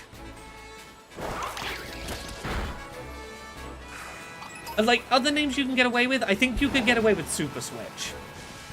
I've seen people suggesting Super Switch, and, like, I don't think that's going to be the name, but I can tell you why people think it's going to be the name. There's a whole bunch of Switch games releasing at the end of 2023 and throughout 2024 that we've seen screenshots of, where the A, B, X, Y buttons are coloured in-game, like, tutorial screenshots in the colors of the Super Nintendo controller for those buttons. And a bunch of people have decided that that is because they are future-proofing their menus to reference the colors on the controller for the Switch 2, which they believe will be called the Super Switch. Now, I don't think that's correct, but I get the logic, and I will say, if they called it the Super Switch, I think a lot of people would go, oh, like the Super Nintendo.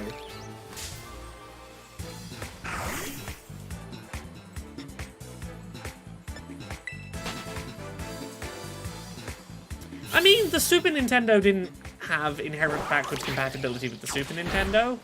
I feel like that's the only other direction you that like would give that same kind of confidence is straight up successor. You follow the naming convention you did back in the day. The Super Nintendo, the Nintendo Entertainment System, the Super Nintendo Entertainment System, the NES, the Super NES, the Switch, the Super Switch. I think you could get away with it. Mr. L says, time to switch to the Switch 2. And again, yeah, that's a really easy fucking marketing line. I think they keep the Switch branding for no other reason than that little click sound they do with the Switch logo. It's really, really, really good, like, brand identity. You don't throw that away. I think you call it the Switch 2, because then all you do is you make the two halves of the logo come in one after another, and instead of being Switch, a Nintendo Switch, click, you go Nintendo Switch 2, click, click. You do the click twice, like that sound everyone associates with the Switch, you just do the sound twice. Click, click. You do it in quick succession. Someone just listening to a trailer goes, that's a Switch 2 game. Right, like, isn't that just real simple? Oh, Incompetent Hero, I know what tripped auto mod and it's really fucking stupid. There we go. I feel like coloured buttons would help onboard new people a lot.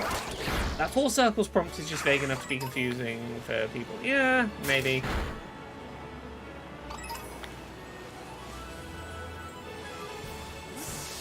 It's called Zangoose because it's like a mongoose, and mongooses, they don't have feathers or honk.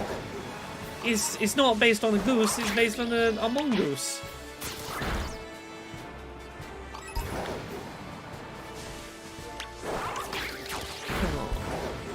Why is this shiny hunt just going to be one of those ones that drags on for me? Probably.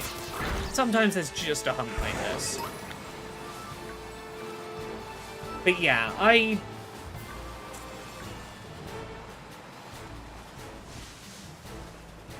really do think that, like, Switch successor by, like, October of this year.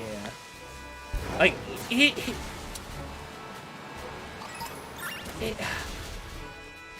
I want to tell you what I would do if I were Nintendo planning out this year for new hardware announcement. And obviously, this is dependent on whether they have the hardware, like, ready and manufactured in time. But I think you get that announcement out as soon as possible. You take the wind out of the mixed Switch's sails.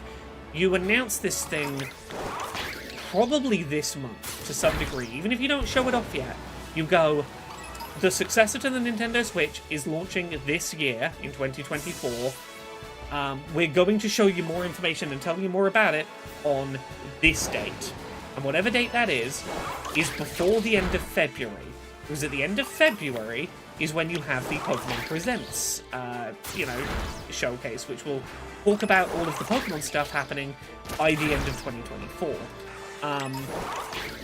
That showcase, when the Pokemon Presents happens, you want the new hardware to have already been announced, named, a release window given, information out there. And the reason why I say that is so that, like, the Pokemon Presents can really leverage the fact that, like, Scarlet and Violet patch for Switch 2, this thing will, it's a Switch game first and foremost, but it'll run like this on Switch 2. If nothing else, it means they can show Switch 2 footage of stuff rather than Switch footage, get people more hyped, even if the games aren't going to run like that on the next Switch. So you get that announcement out way before Pokemon Presents. Beyond that, I think the main thing is you want time for, like, this announcement to breathe, so that when Summer Games Fest rolls around or whatever, you can give Keighley a bunch of fucking, exclusive announcements. Like, you can give him a handful of things to run alongside whenever you do your big Nintendo Direct, but, like, you want to have a handful of things that are showing up in, like, the big general audience Summer Games Fest stuff, that people are going, oh, it's not just Nintendo things, there's cool... I'm associating Nintendo with having some of the coolest stuff in a showcase. You do that in the summer as your big push for this thing's out in, like, 2-3 months. You get this thing out by, like, September, October this year. Like, I think that's the strategy. I don't know whether they will do that, but I think that's how you take the steam out of the fact that the Switch is getting fucking hacked to shit. Let's see. Hey, Tads. Incompetent Hero in the Twitch chat says, I'd like more ergonomic controllers, please. These flat things hurt my hands after an hour or two. You can get, like, things to slide these into that make them more ergonomic. I got some of them for Jane, because these aren't great for her hands. Renewed my phone contract, trying to get used to the same thing. Yeah, there we go. Yeah, Keighley is the only game in town. There's no E3 this year. I think you give Keighley a couple of, like, big announcements. Keighley will, like, hype the hell out of your hardware. If you give Keighley, like, 2 or 3 big Switch 2 announcements, he will use the show as a promotional tool to, like, hype the hell out of Switch 2. Like, you can really milk that opportunity if you, like, give Keighley a little bit of uniqueness. I think if you give Keighley some stuff that makes him feel special, he will turn that show into the come find out the coolest shit about this year's coolest new console or whatever. But yeah, I think you announce this thing as soon as possible. You get, like, the basic info about it, even if it's not the price, even if it's not the exact release day. You get the basic info.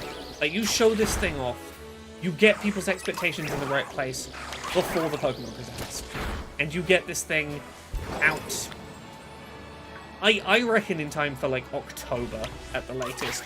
Because if this thing, as people hope, can run ports of modern games without too much difficulty, as some of the rumours have sort of pointed to, via, like, an equivalent to DLSS upscaling, you want this year's crop of, like, end-of-year big, like, AAA games, you want them on this thing. You want this thing out in time that people aren't, like, having to wait to get a slightly later version of a game. You want this thing out in time that, like, Assassin's Creed 2023 or whatever can be played day one on it. And to me, that says you get this thing out by October. You go for, I think you go for a similar launch timing as the Switch OLED. You go, like, first week of October.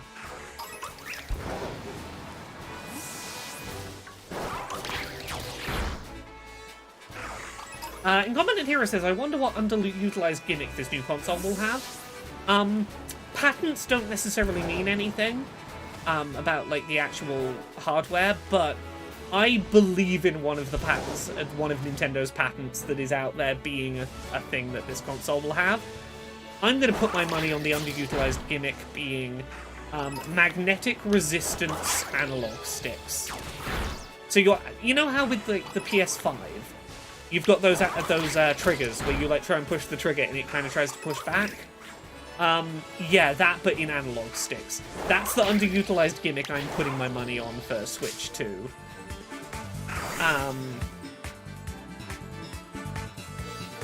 And Incompetent Hero says, we've attached electrodes that read your heart rate while playing. You say that.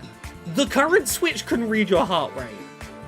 The IR thing here can read your heart rate. Fucking Wii Fit. Ring Fit Sports? Is that what it was called? It can read your heart rate and tell you if you're having a heart attack and make you stop playing and go to the doctor. But yeah, a magnetic analog sticks. I believe they're coming.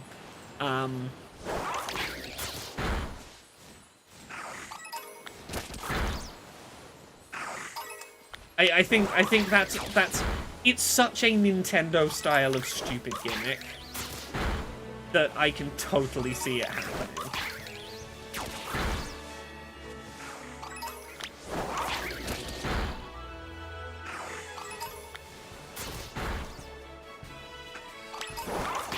You know why I believe in the magnetic analog stick patent being a real thing?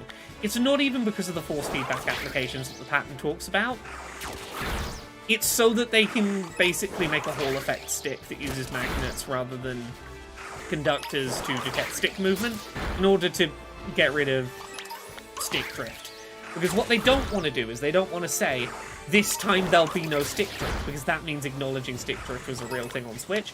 I think they want to shift the messaging, and the messaging to be, these magnetic sticks are really cool, they do something cool gameplay-wise. Which allows them to say, we've got a new kind of sticks, they're not like the ones that kept breaking in the Switch, without having to say that. I think a new gimmick around their analog sticks is a great way for them to announce that the sticks are better, without having to say the previous sticks were bad. And that's the reason why I think that feature will happen.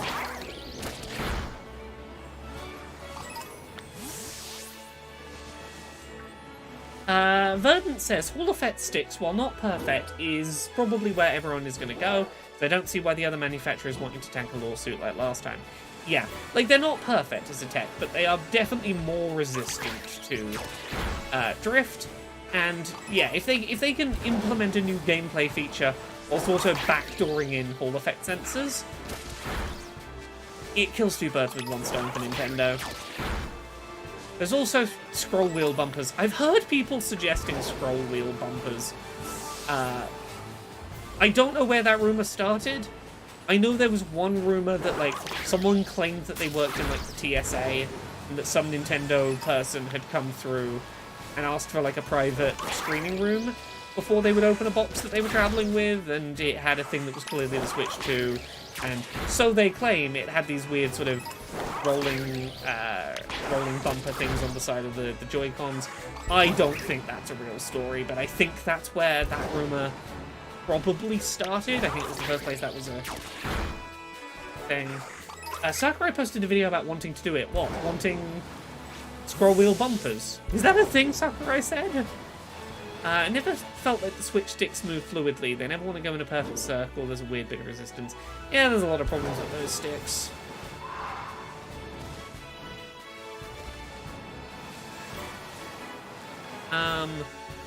Okay, cool, yeah, if you've got the video, I'll pull it up.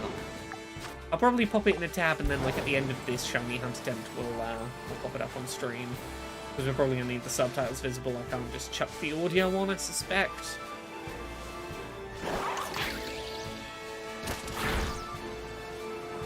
But yeah, I think that the IR sensor will stay just as a legacy feature to make sure that Switch games continue to work. Did you see the Gary Bowser Team Executor MIG SD adapter for Switch? Yes, we talked...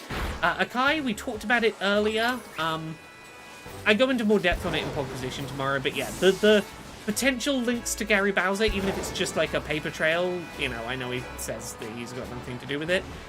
I think the most interesting part of the story is how clearly fucked Gary Bowser is that his name has shown up, even tangentially related to that thing.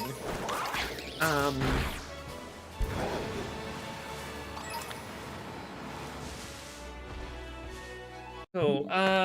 Here's the... Okay, I can't see the vid here, but if you give me a second, I might just have to open YouTube and go directly to the YouTube chat to get the link you shared.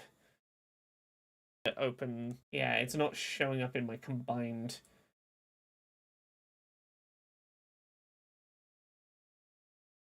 It's not showing the link. It might be because I think I turned off being able to post links in the YouTube chat. Do you know what the video's called? I can search it myself if you tell me the title. There we go. Yeah, so to re-summarize the stuff about that MiG switch situation, I think it's genuinely fascinating that the origin of that seems to have been the Nintendo Gig leak and some documentation to do with how Switch cartridges work. I'm very curious to see whether two people can be online using the same rip of a cartridge without one of them getting their cartridge permanently banned from working. There's a lot of things I'm curious about, but I'm mainly curious whether this fucks over Doug Bowser. I want to choose fast. Let me see. I want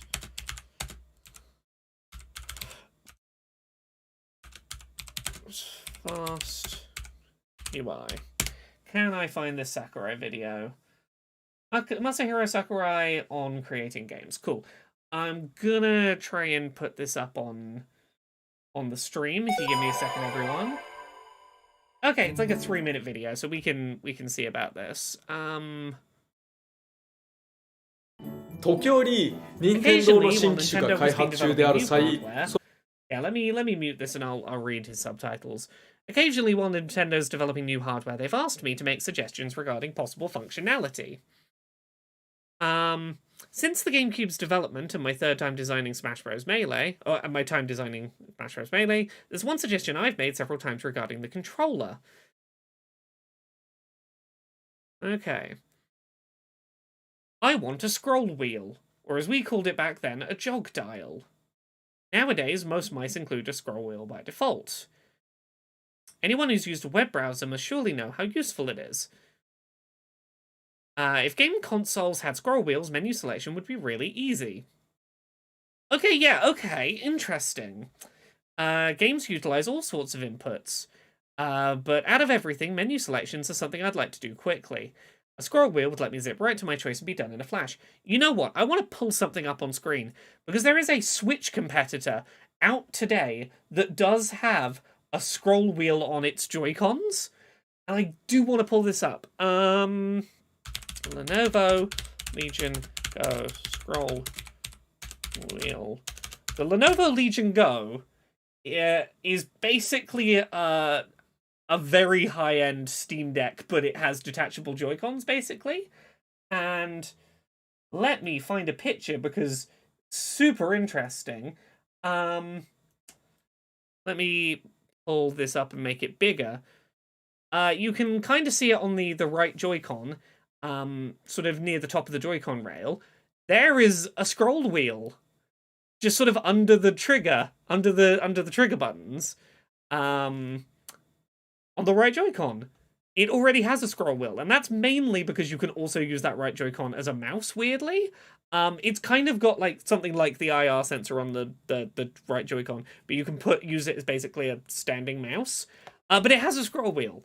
And this is proof of concept if you can put a scroll wheel onto a Joy-Con in a place that kind of makes sense. Yeah, okay. Sorry, we'll get back into that shiny hunt. Danielle Skibetta says, just a quick question, does the access controller have triggers? Are you talking about the PlayStation access controller? If so, you can have an L2 or R2 button on it. They are digital buttons rather than analog, so you can't have like degrees of pressing of them like you could with an L2 or R2 on a standard DualSense. I hope that answers that question. There we go. Incompetent Hero says, I remember Wood from Beat 'em Ups clickbaiting people into believing this was new Nintendo hardware. Oh yeah, he probably, I can see how he'd have done it. I've got the Switch Pro right here, or some shit like that as his title. It is basically just a window. It's kind of like it is the closest there has been to a, like, not Nintendo-produced attempt at a Switch. It's more powerful than the Steam Deck. It has detachable Joy-Cons. It's got, like, the OLED Switch kickstand. It's a nice bit of hardware, and honestly, it's fucking pricey, but it's got some nice tech stuff to it. How long have we got left on this shiny hunt? We got 9 minutes.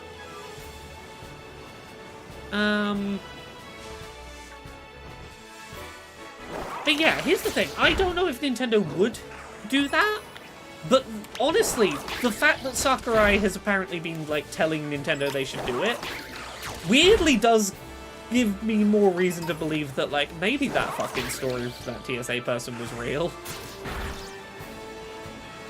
I wouldn't think so, because I feel like if that story got out there, Nintendo would go, TSA, find out who it was, like, give us the information of the TSA agent who screened us that day. Like, it feels like it wouldn't be that hard for Nintendo to find out who had talked. Like, that feels like a way too easy thing to get caught if you speak up about. But, yeah. Yeah, the Lenovo Legion Go was one of those things where, like, I have been really enjoying it as a Steam Deck, as a Game Pass machine. Titles that, like, you know, you don't have access to Game Pass on Steam Deck, but, like, it's certainly not for fucking everyone. It is pricey as shit, but it is a really interesting use case of when does a Switch style form factor stop being convenient? When does weight and price stop being enough to make that a desirable product? And I've been thinking about its, like, performance levels a lot in terms of what people want out of a Switch 2, and right now what you're having to do in terms of price and size to reach that, and where on the scale Nintendo can push a Switch 2 to in terms of price and weight. On the sliding scale that is Switch, Steam Deck, Lenovo Legion Go, there are points along that margin I think Nintendo can get away with, and there are points on that line that I think would be devastating for Nintendo to try and hit. Tad27 says, "What's going on? I'm just kind of dizzy. I'm trying to find a shiny Zangoose.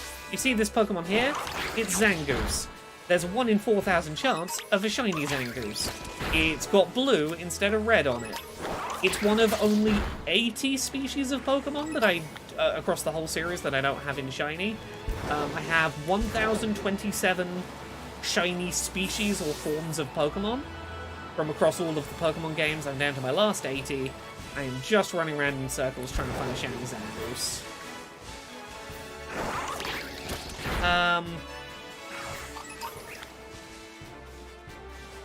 Let's see, right. Akai says, Nintendo haven't really pursued performance since the DS. It's more the IPs people want than actual raw performance. I mean, people want games to be able to run, at the very least, at a consistent 30 FPS. They want to be able to play modern ports.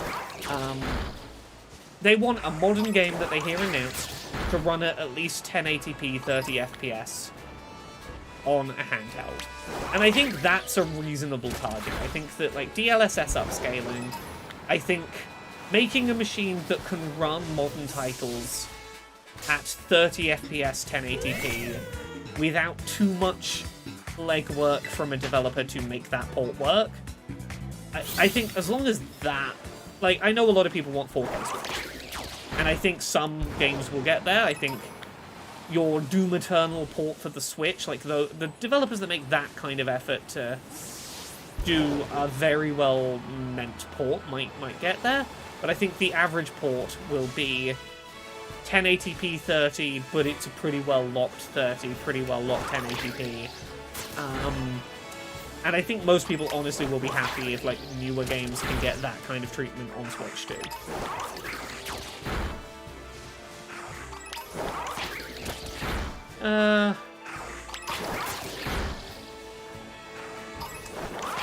Verdant says, side tangents, feelings on the Pokemon Bank shutdown this year. As someone wanting to get into the 3DS era Pokemon games, I'm really bummed about how these games will be affected by it.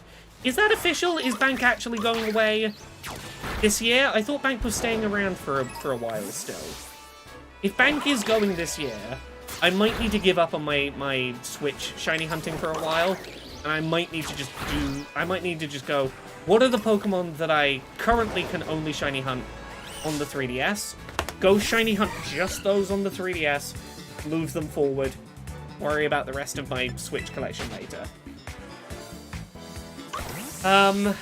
Oh, Jack Black is 100% being in Steve in that Minecraft movie. There was a rumor, and then Jack Black just posted himself on Instagram reading Minecraft for Dummies with a caption that said something like "studying up for a new movie role." So yeah, totally happening. But yeah, what I need to do is I need to get confirmation if there is like a last day that Pokemon Bank is going to work on 3DS. And 2, I need to find out if there is a list of, like, Pokemon that can only be shiny hunted pre-Switch generation. Like, is there a list of the Pokemon that I need to shiny hunt on the 3DS if I'm ever going to shiny hunt them? If anyone can, like, find me that information, it would be really useful.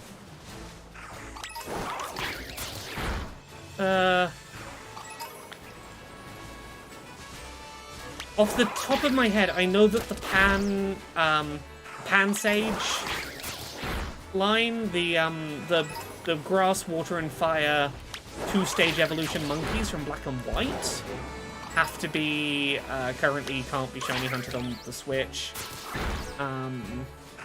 There's probably a batch of legendaries that I realistically need to be shiny hunting in the Ultra Wormholes. The Ultra Beasts are a bunch of soft reset shiny hunts I was going to leave like right to the end of my shiny hunting quest, but like if Bank is closing, I probably need to do sooner than later. Incompetent Hero says, Laura, what's something you'd like to see improve in the accessibility space in 2024? Funnily enough that you mentioned that, this week or next week I will have a video about that very topic going up on YouTube. A lot of it is the same things I've been asking for the last couple of years in my start of year accessibility standardization videos. I've got a few new things. I don't want to say too much because there might be a video like maybe as early as this Friday going in depth on that topic. Big one. I really think that the video game industry is ready to like fully embrace audio descriptions, and that needs to become a much more common aspect of video game accessibility.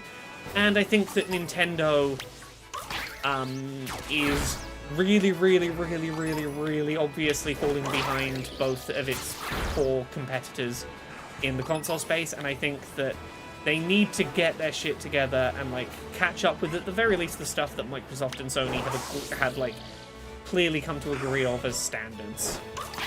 Like, you know, accessibility store tags, shit like that. Okay, got a non-legendary / mythical list at least for the 3DS only shinies. Patrat line, Pansage line, Pansear line, Panpour line, Furfrou, Alolan Rattata line, and Spinder. Is Alolan Rattata 3DS only? I'm pretty sure you can get it by trading a regular Rattata for an Alolan Rattata in Let's Go Pikachu and Eevee. And the one you get can be shiny. I'm pretty sure that's the case. Because I have a shiny Alolan Rattata and I'm pretty sure it came from Let's Go. Let me have a look at the non-mythical line. One sec. As far as official Bank news goes, they've said Bank will stay open for now, but it may be discontinued at a later date. I thought that was the case. Someone in chat suggested, like, made it sound like it was like there's a date known and it's closing like in a month or some shit. Let me have a quick look at those ones that are the non-mythicals that are 3DS only. Let me pull up the list. So Pat, I do have a Patrat. What does Patrat evolve into? Patrat is 504. A lot of the black and white. It's a lot of stuff in the black and white gen, isn't it? Patrat and Watchog, I do apparently have. I don't know whether I have them in my original trainer name or if they're ones I traded. It looks like they're not shutting down Bank immediately in April, but the language they used in the post indicated it wasn't going to be up for much longer after in the Corpo Speakway. Okay, so there isn't an announced date.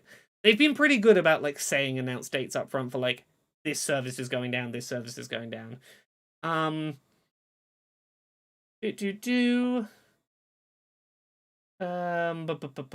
Sorry, yeah, I'm pulling up that list. I know I don't have Pansage, Simisage, Pansear, Simisear, Panpour, Simisaur. I am missing that whole line.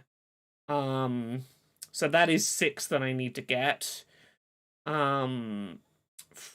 Furfrou. I do need a Furfuru, which is there, and Spinder. I have a shiny Spinder. I'm sure you can get shiny Spinder in Brilliant Diamond Shining Pearl, I'm pretty sure. I have a shiny Spinder, and I'm sure it came from a Switch game.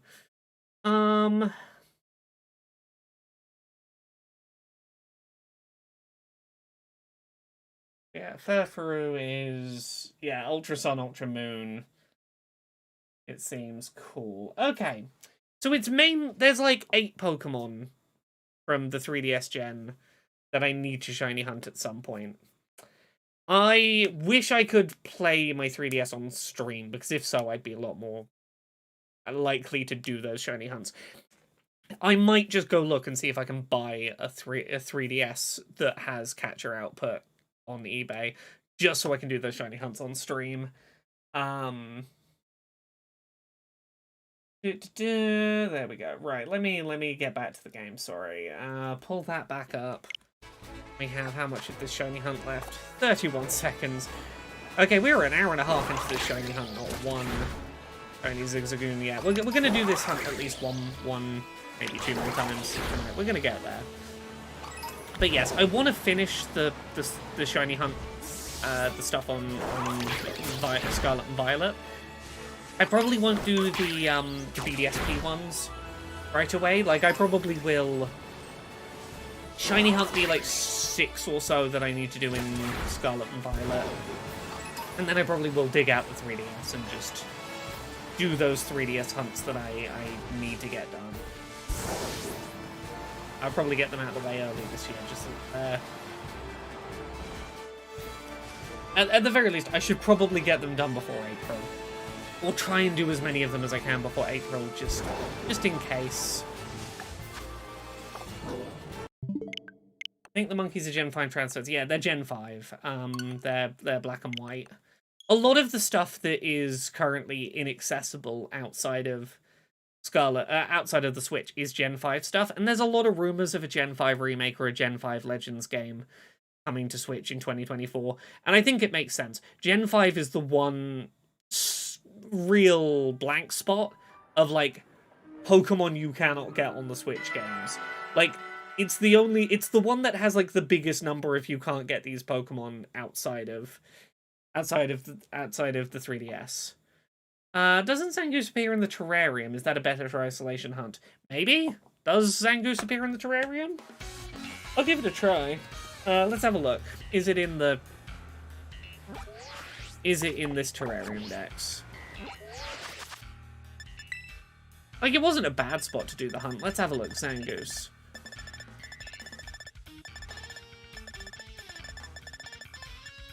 You do appear in the terrarium. Where do you appear in the terrarium? I don't know if it's a better hunt spot. We'll try a hunt for it here. I mean, I played Legends Arceus. I'm a big fan of Legends Arceus. I have fun with it. Alright. Okay, let's try this hunt. Let's try this hunt again.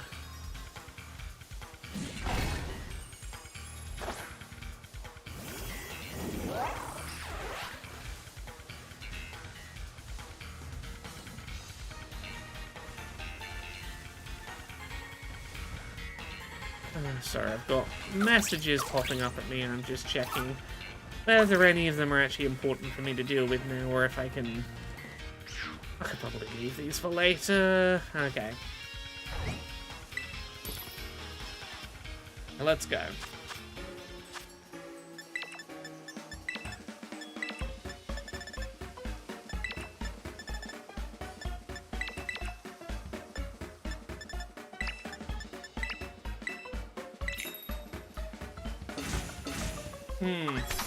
I looked at the tags of the stream from yeah, the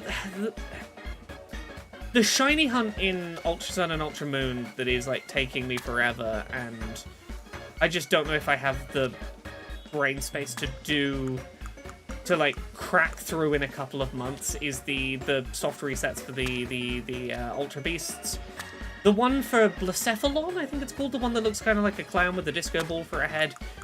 That took me like 6 months of soft resetting for, and I know I need to do I still need to finish soft resetting for Silverly, or Type Null, whichever one of those it is, that you can randomly get as a shiny, but you got a soft reset for, and I'm just like, I don't... The hunt was just taking forever, and I'm like, I like shiny hunting more in the games I can do on stream, because I like having... When I shiny hunt in my own time, not on stream, it feels kind of like like an unwise use of time, because like I could be writing stuff, I could be doing other things with the time. If I can do the shiny hunt on stream, it makes me feel like I'm being at least vaguely productive, and therefore I don't feel bad about sinking as much time into it as I do. And it's the thing that like put me off sinking more time into the 3DS shiny hunting is I can't turn it into work in the same way, and therefore it feels unproductive.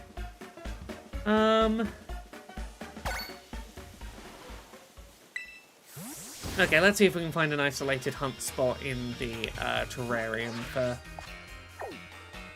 Okay, so somewhere around here...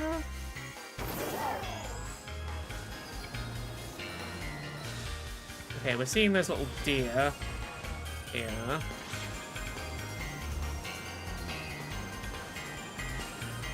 Is that toucan part normal type?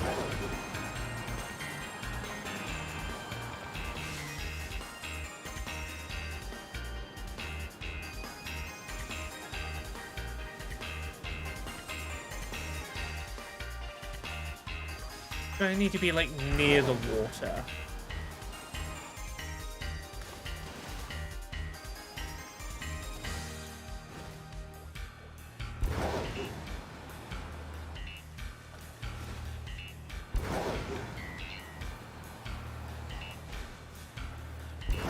Not down here. I don't know if this is going to be any better. The problem is there's too many normal types. Finding a space where all you're seeing is Zangoose is going to be tricky.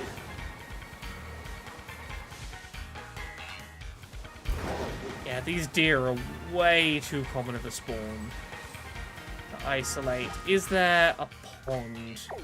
What I need is like an inland pond. Maybe up here?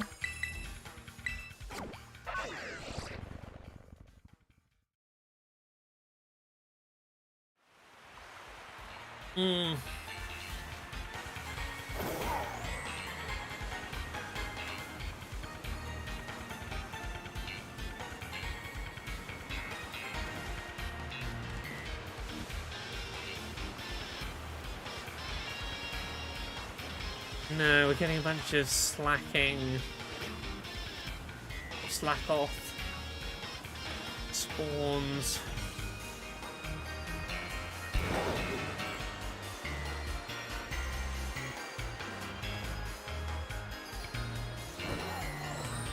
Yeah, I'm not sure if we're gonna get anything as good as that one spot.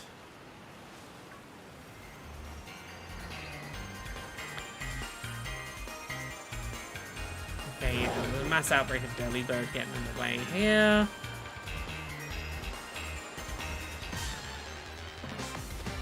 Yeah, I think it's gonna be the other island.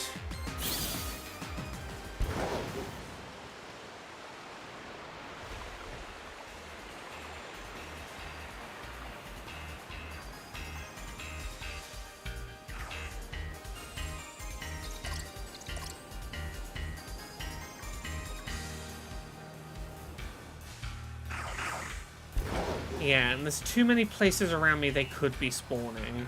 It's going to be too easy to miss a spawn here. Too much variation in what can be spawning. I think we just go back to that same spot.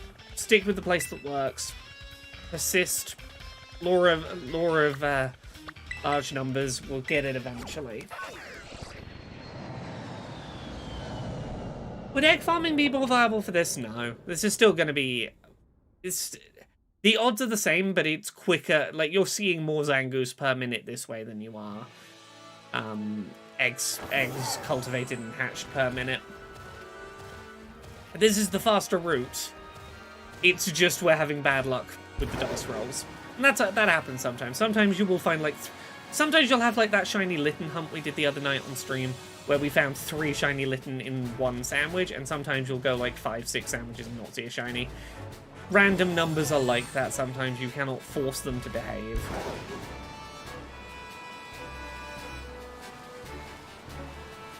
Did I want a shiny Legends list from 3DS? Sure. Go ahead.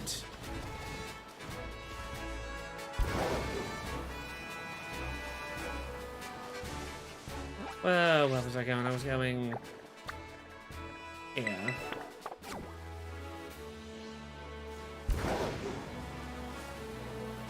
Oh, I overshot that entirely. Mew, Gen 3. So I have Mew. Celebi, Virtual Console. I have Celebi. Jirachi, Channel / bonus disc. Deoxys, Gen 3 event item. Titan Null, I need to do Gen 7. Poipole, Gen 7. Naganandel. I do have Poipole.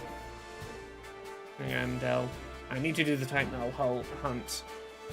I think the main thing is I need to do the Ultra Beasts. I think the Ultra Beasts is the main thing that I need to shiny hunt on the 3DS still, outside of that like 6 non-shinies.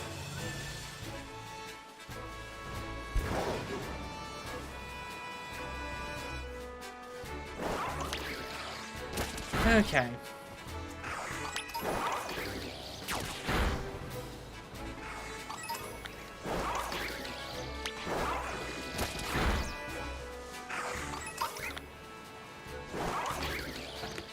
Luna Fu says, shiny hunting sounds so absolutely infuriating, especially with all the changes between games. Wishing you luck. I really enjoy it. I really enjoy the like, if I had infinite time and none of the games would ever stop being accessible in any way, I really enjoy the repetitive nature of it. I really enjoy just, you know, I'll put on a podcast in the background, I'll, you know, pop a TV show on or something, have it as a second screen activity. I like just running around looking for my rare little friends. I like obsessively collating my little collection of shiny little fellas. A Tepic just hit my shiny. Budget was too low to say the name. With Head Smash.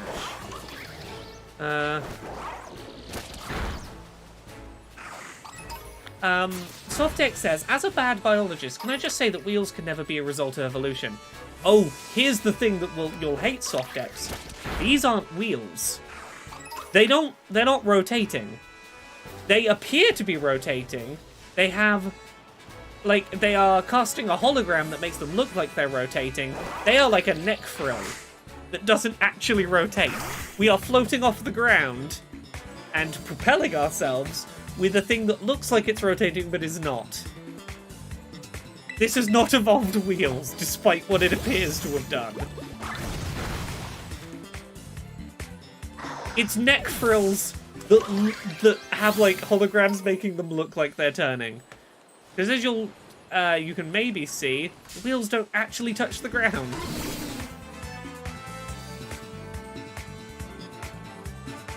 Incompetent Hero says, I never enjoyed the radar or chaining for shinies, but I love it with outbreaks and stuff. I love the outbreaks. I weirdly enjoyed the chain hunting method in Let's Go Pikachu and Eevee, of just encounter the same Pokemon in the overworld over and over again. My main issue with it was that you couldn't save mid-chain and have the chain number recognized. It meant that, like, if you got a good chain of, like, a hard-to-chain Pokemon, you kind of just had to leave the game, like, suspended in the background and couldn't really close it and go play a different game, and that was really frustrating because it occasionally just, like, made me feel like I couldn't close the game and play something else instead, and that was kind of frustrating. Radar chaining's, like, a little frustrating. It has some issues, but, like, I don't mind it as a method. There's a lot of fucking random chance to it, but, like, I can get into the flow of it.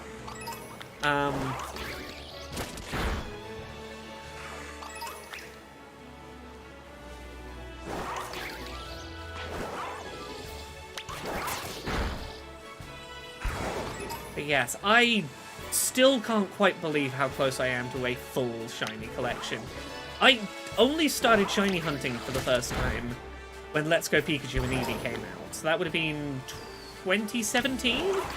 Were they end of 2016 or were they 2017? But like I had the shiny Gyarados that everyone got in Gen 2, obviously. But my first like random encounter shiny was at a review event at Nintendo UK's offices for Let's Go Pikachu and Eevee, where we had to play like the first 2-3 hours of the game at their offices before we could like go home, take it home, and play it ourselves. And at that event in Mount Moon, I stumbled on a full odds shiny Zubat, and I kept that shiny Zubat in my team all the way through the Elite Four. And 2018, okay.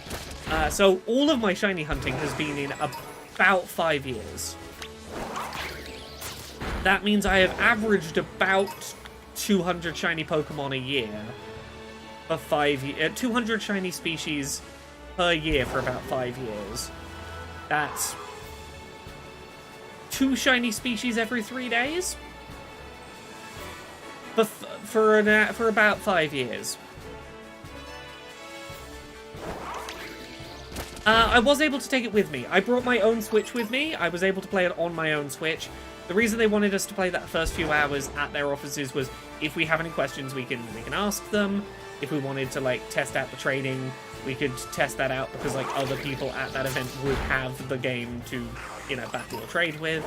That kind of thing. But yeah, it was on my own cartridge of the game that I was taking home on my own Switch.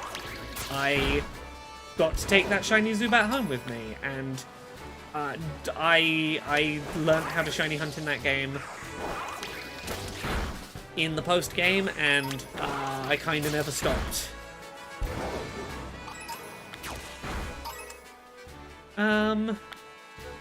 Yeah, it was wild because it was a bunch of other reviewers and a bunch of Nintendo UK employees, none of whom knew that shiny Pokemon were visibly shiny in the overworld yet. So there was this whole moment of everyone crowding around my little station for the game going, oh shit.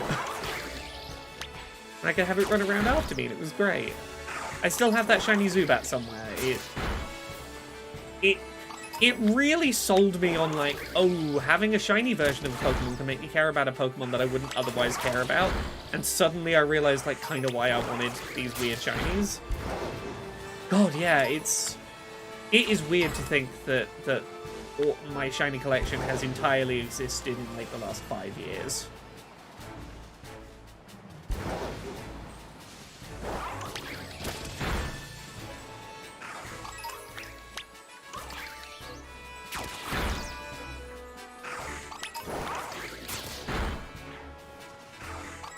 Because, the quest after this, currently my shiny collection is about 80 away from complete, minus however many literally cannot be shiny in any game currently, officially. Some of those are traded trades. Early on, I did a lot of trades because I was trading is part of Pokemon. I have a bunch of duplicate shinies that I found that I'm happy to trade with other people for shinies they have, and I like that my collection has a bunch of other people's shiny Pokemon that they managed to find but were willing to part ways with to help me on this quest. And I like that a lot of them have nicknames, and you can tell a lot about the kind of person that found that shiny and what that shiny meant to them by the way they nicknamed it. And I'm not getting rid of those shinies, but once I complete my living shiny dex, I want a living original frame shiny dex, which means going through and going, which shiny Pokemon did I never shiny hunt myself, I only got via trade with other people for my duplicate shinies, and going back and shiny hunting them so that I can have one of every shiny Pokemon with my OT on them, which it's not a huge number because a lot of the ones I traded for I later found duplicates of anyway, but there's a handful of them that I have, but I will go shiny hunt an additional time as round 2 of the quest. Because once I've done this once through and got one of every shiny, I'm I don't want the quest to be over there, so I will continue until I have shiny OTs.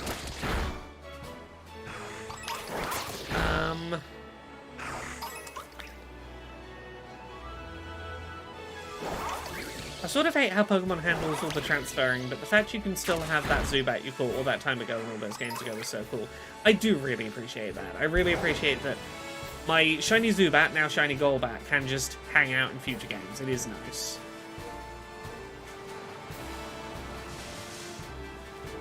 Yeah, if we don't find the shiny Zigzagoon on this hunt, I might just do a scroll through in Pokemon Home and show you my recently reorganized shiny collection of everything all sorted. Need 2 of each solo stage Pokemon just in case they add an evolution. Well, here's the thing. If they add an evolution down the line, they will 100% make the base version catchable so that you can catch one to evolve into the new one. So, like, I'm not too worried about that. If a new evolution is introduced in a new game, they'll introduce a way to get the basic version to evolve into the new one. Oh, the fucking Manaphy egg. Oh, the Manaphy egg. Yeah, I've not done the Manaphy egg. Again, that's that's a time sink.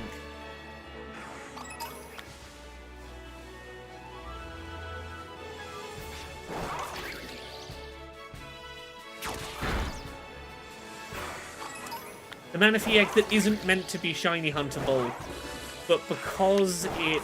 what was the deal?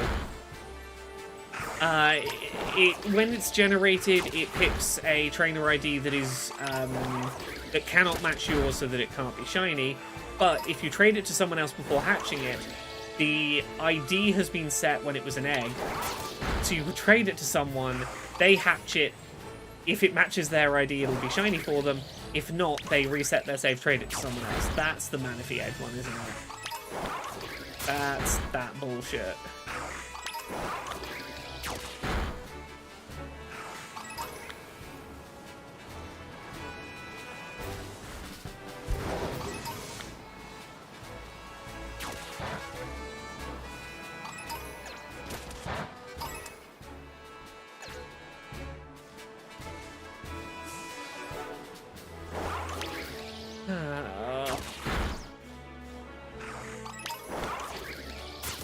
How are we doing for time on this one? 15 minutes.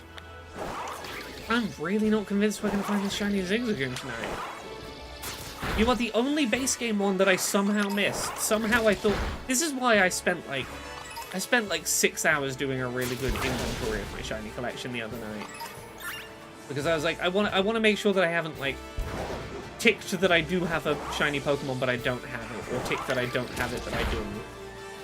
Like, I wanted to make sure that collection was up to date and my records were good, and they are, but it revealed that somehow I missed this one little weasel.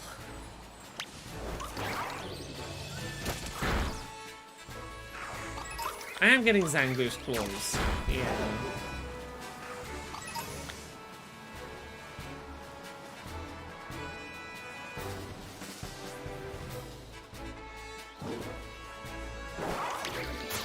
Don't think too hard about how we're getting Zangoose claws. I think any answer you come up with would be upsetting, so I think just... Oh, their claws naturally molted just at the same time that we knocked them unconscious. That's probably what happened. I suspect. Wink. If you were happy with RNG manipulated, I could get you the egg if you wanted. Bought an extra Ranger copy, got my own already. If you'd be happy to, Markiri, I would be super okay with that. I have been... Look, I'm not opposed to RNG manipulation. I've been kind of tempted to play around with it a little bit on Brilliant Diamond Shining Pearl recently for a couple of the shinies, the shiny legendaries I don't have that are soft resettable. I've not done it yet, but I have been watching some videos of how RNG manipulation works in those. I didn't use the method, but I'm endlessly fascinated about the method you can do to get where you can make, oh god, was it Original Diamond and Pearl, where you can make it so that, like, 1 in every 4 Pokemon that spawns is a shiny by doing some weirdness with how you very precisely set your game up.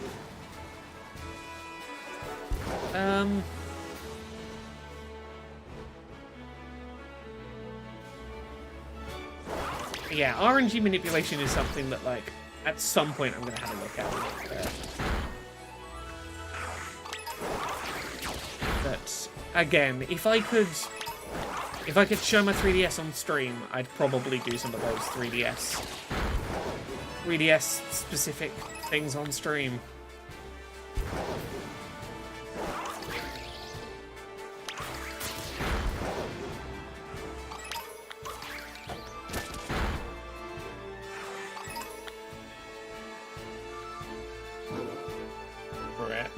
Give me a sec.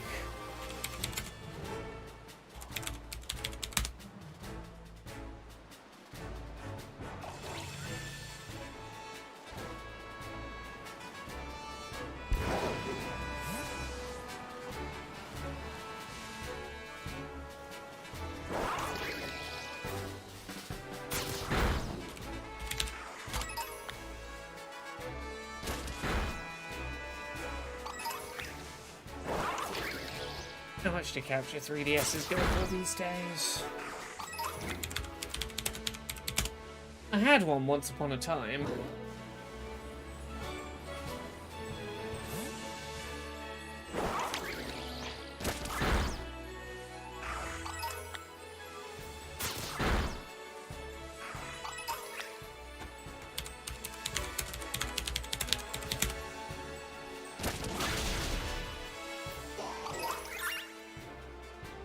Market rate, I don't, well, the OT would be, Laura K. Buzz. With the L for Laura, the K, and the B for Buzz, capped. No worries if not, but if possible, it would be super appreciated. Let's see, 3DS XL console...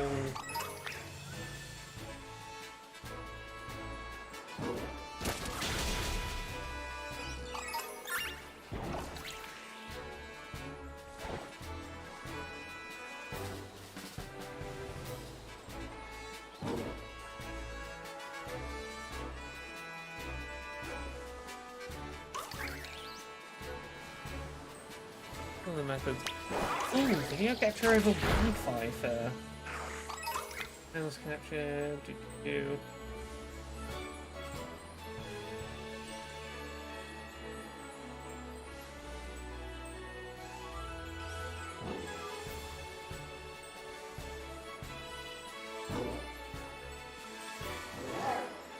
Okay. There are places in the US you can mail a 3DS to get catchboards fitted for like 50 quid. That's not bad. American run ones.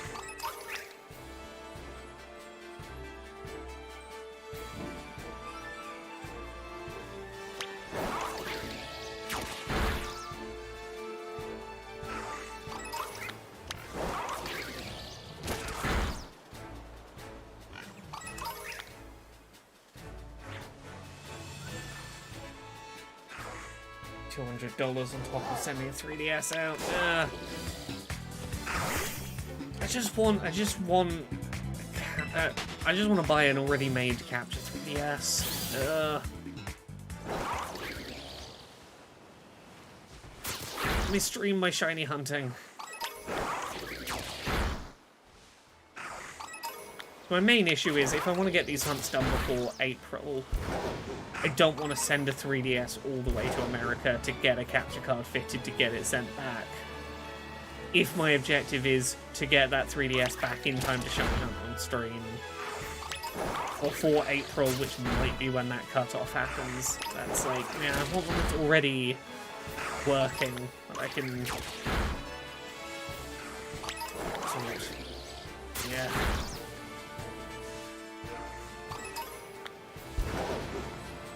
Just want to shiny hunt my pocket monsters.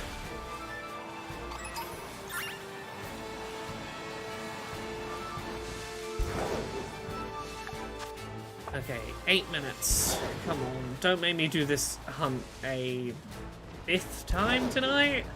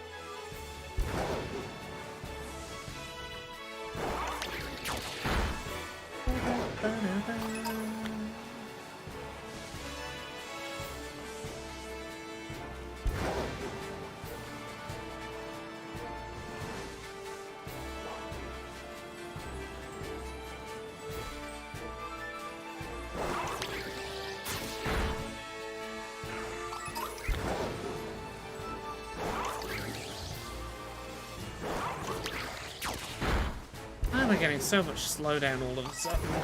This area wasn't doing slowdown before, and it suddenly decided to start randomly crawling.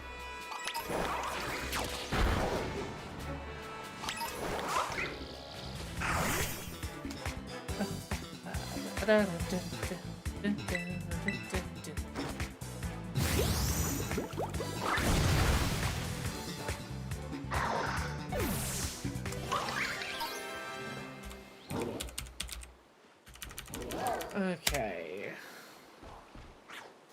I'm sorry that Twitch apparently decided to just buffer for a minute there.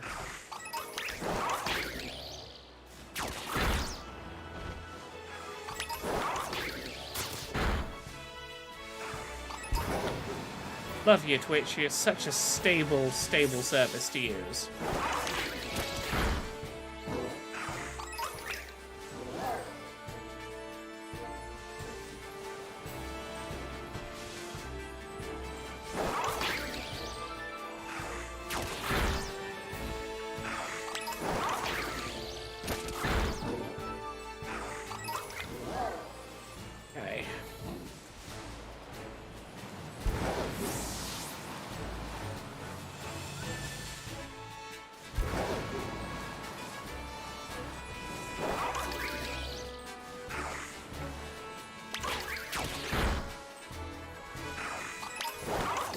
Normally watch on Twitch because it's acting up on my end.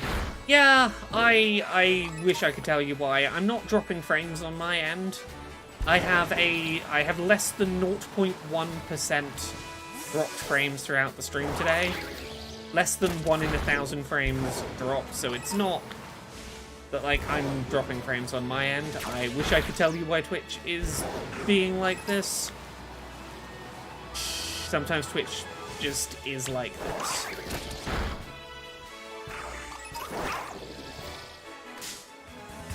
Incompetent Hero says, I had a weird idea last night. Now that Steamboat era Mickey is free, if I had an engine, I would love to make a retro Mickey Survivor map based on him. So, fun fact, you have to be very careful about these things. Steamboat Willie is in the public domain. Mickey Mouse, the trademark, is not in the public domain. You cannot refer to him as Mickey Mouse. He is Steamboat Willie, depicted with a hat on and no gloves.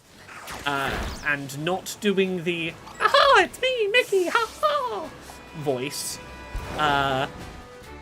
You cannot call him Mickey Mouse, despite he is an early iteration of what would become Mickey Mouse, but Mickey Mouse is still a trademark that Disney owns. You've got to be very specific, like, just a slightly different voice, and go like, "Hello, it's me, I'm Steamboat Willie. I'm legally distinct, and Disney can't stop you from making me drive my boat straight into a sign that says we should free Palestine, yay!" Like, that's legally in the okay, as long as, you make it very clear that that is not Mickey Mouse. This is the legally distinct entity Steamboat Willie.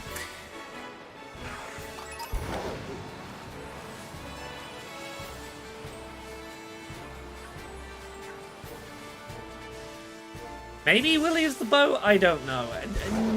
Disney still owns the trademark on Mickey Mouse, and has made it clear they are going to violently defend that still existent trademark.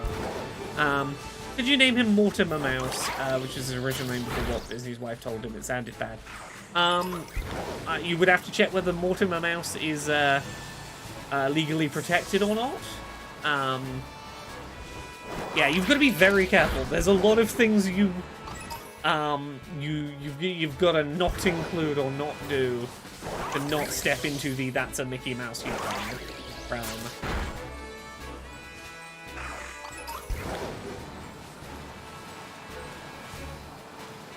Oh, checked a video for a reminder. Gen 4 trainer ID is 7 characters max. Oh, yeah, you're right. Laura KB, capital L, capital K, capital B. That's the one. Laura KB. Yes, forgot that it's max of 7. And Winnie the Pooh's name license went at the same time, but Mickey's didn't. Yes, so when the Steamboat Mickey cartoon, Steamboat Willie cartoon, is the one that is public domain. He was not called Mickey Mouse yet at that time. Winnie the Pooh, the A.A. Milne book, Winnie the Pooh, became public domain. But what didn't become public domain at the same time was the Disney cartoon depiction. Like, you'll notice, like, the Winnie the Pooh Blood and Honey, the horror film of Winnie the Pooh, doesn't have Winnie the Pooh in his red shirt from the cartoon, because the Disney depiction is the one that has the red shirt. You have to depict him with none of the iconography of the Disney cartoon. You can only include the original book depiction. It's the reason why Tigger isn't in Blood and Honey, because Tigger was not in that original A.A. Milne book, the one that went into public domain. Sorry, yes, Talis Alankel is correct. I apologise for the correction here. He was already called Mickey Mouse in Steamboat Willie. It's more that the trademark on Mickey Mouse is separate from the copyright on the character. At least that's my understanding. I think you might be right. The point is, Mickey Mouse as a trademark still exists. Steamboat Willie as copyright does not exist anymore. So you can, like, the copyright of the character from Steamboat Willie, you know, also, you can see that they were trying to keep a hold of Steamboat Willie. If you've watched anything like Disney animated in the last, like, 2 years, you'll notice they started showing a little clip of Steamboat Willie in their, like, anniversary graphic at the start of animated films, because they were trying to go, yeah, see, we're still using it, it's still part of our, like, brand identity. Unsuccessfully, but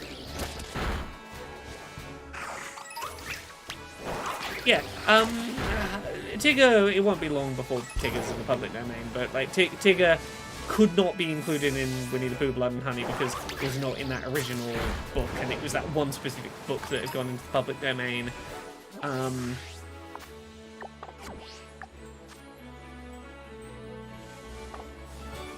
Yeah, it's all complicated. NPR, I think it was, did a really good write-up about, like, what is and is not okay to do now that Steamboat Willie is in the public domain, what you can and can't get away with.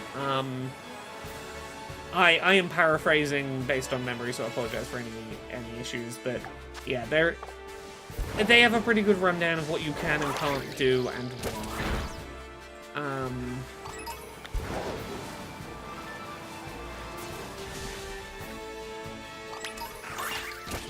Oh, come on. Okay, no shiny. We are gonna do...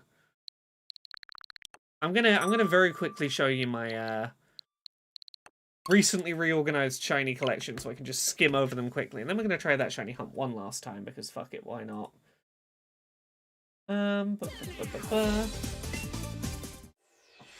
Let me log into home just so I can scroll through my beautiful new scroll.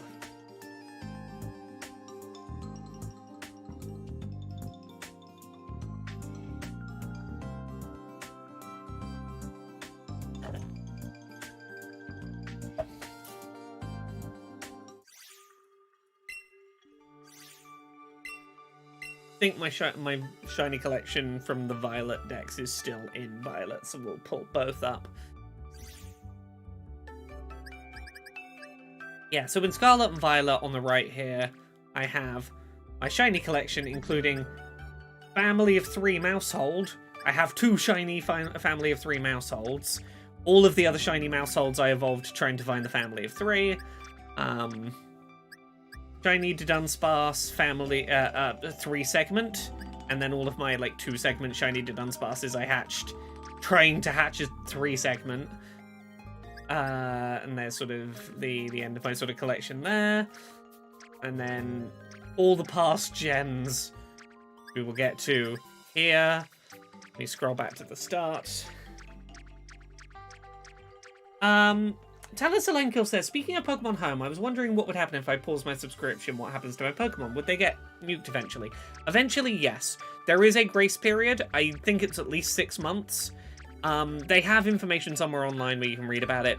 I know that it's at least 6 months that your account can be unpaid, and you can go back and pay it, and it'll return to working.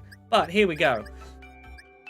We have all of my Gen 1 shinies, my regional variants, my Alolan shinies, my Gen 2. I need to get some of the unknown forms still. I can hunt them in Legends Arceus. Gen 3. Gen 4. Gen 5. Gen 6. Gen 7. Gen 8. And Gen 9. Oh, look at this beautiful collection I've been working on for quite some time. You don't have Alolan Executor? I do have Alolan Executor. Where is my Alolan Executor? I definitely have an Alolan Executor. Is it still in my Gen 1 section? Did I not move it to... I definitely have a shiny Alolan Executor.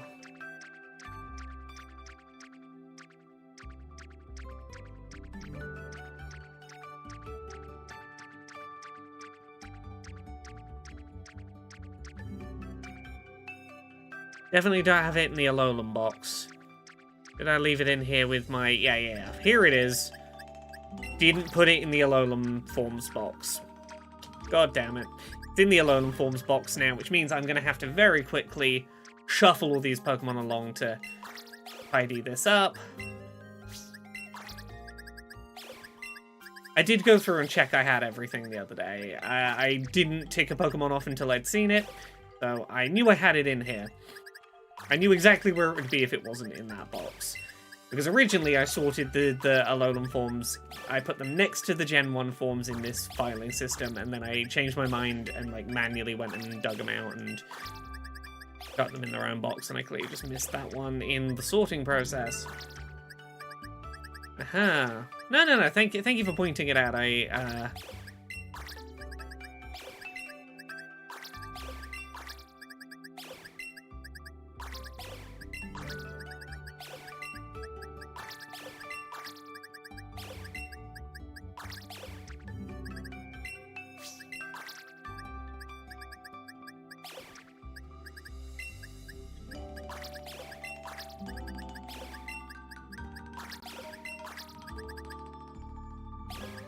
What shinies am I missing? I can give you a full list if you give me like 2 seconds. There are 80 species across like all the gems that I'm missing, like total. Oh god, I would love. Here's the thing: when I complete my living shiny decks, have my living shiny OT decks, I am going to start a quest to collect as many shiny Spinder forms as I can. And anyone who's ever found a shiny Spinder in the world, I'm going to say, I will trade you any of my duplicates for your shiny Spinder. I want to have the world's biggest collection of different unique shiny Spinders. That is my quest after this. I know I cannot get all 6 billion of them, but I want to have the world's largest collection of unique different shiny spinners. That is my next quest after all of this bullshit. Yes, I have some of the Go-only shinies as well, yeah.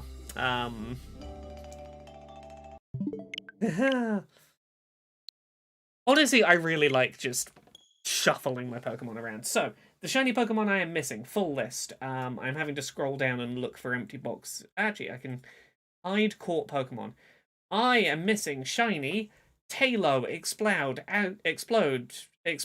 Sorry, let me start this again. I am missing shiny Talo, Explode, Aggron, Plusle, Zangoose, Lileep, Anorith, Clamperl, Huntail, Gorbis, Relicanth, Groudon, Heatran, Fione, Victini, Lillipup, Herdia, Pansage, Simisage, Pansear, Simisear, Panpour, Simipour, Venipede, Whirlipede, Basic Darumaka, Tiraturuga, Arcan, Archeops, Emolga, Buffalant, Tornadus, Thundurus, Zekrom, Meloetta, Gensect, Frou-Frou, Kilioptile, Amarau, Amorous, Diancie, Hooper, Volcanion, Comfy, Hypnul, Tapu Lele, Tapu Bulu, Tapu Fini, Cosmog, Cosmoen, Nilego, Buzzwole, Pheromosa, Xurkitree, Celesteela, Kartana, Guzzlord, Necrozma, Agurna, Marshadow, Cubfu, Urshifu, Zarude. I know those 3 can't be shiny yet.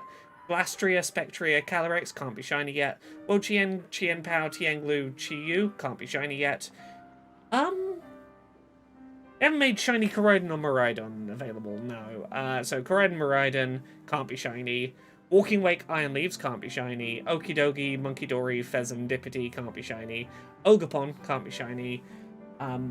Urshifu, Gigantamax form can't be shiny. Melmetal, I have a shiny Melmetal. I don't believe it can be Gigantamax. I think there is only one Melmetal that can be Gigantamax, and it's not the shiny one. I think. If I can turn my shiny Melmetal into one that could be Gigantamax, I have that. That's 80. That's 80 species I don't have, many of which literally cannot be got shiny yet. Because, like, I know at least the last, 1, 2, 3, 4, 6, 12, 18. At least 20 of those can't be shiny yet. Those are the ones from Cubfu onwards, which brings it down to 60 that I need. But this is, like, I have 1,024 species and forms shiny currently.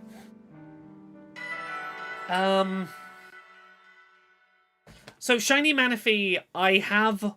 Okay, the reason I didn't have it on that list is I have one that I got in a trade that I'm pretty sure is fake. I have it currently ticked, but I'm pretty sure it is a fake one. I received it in a Wonder trade. It doesn't have, like, the ridiculous stats, but, like, something about it doesn't ring right to me.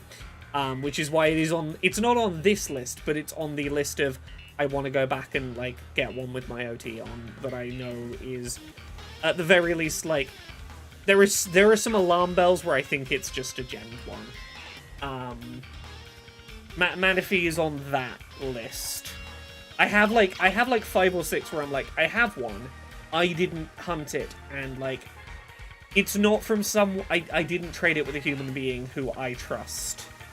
And, like, it's on the list of ones where it's like, I have one, but I'm pretty sure, like, if I tried to enter a tournament, it might well just flag up as gemmed.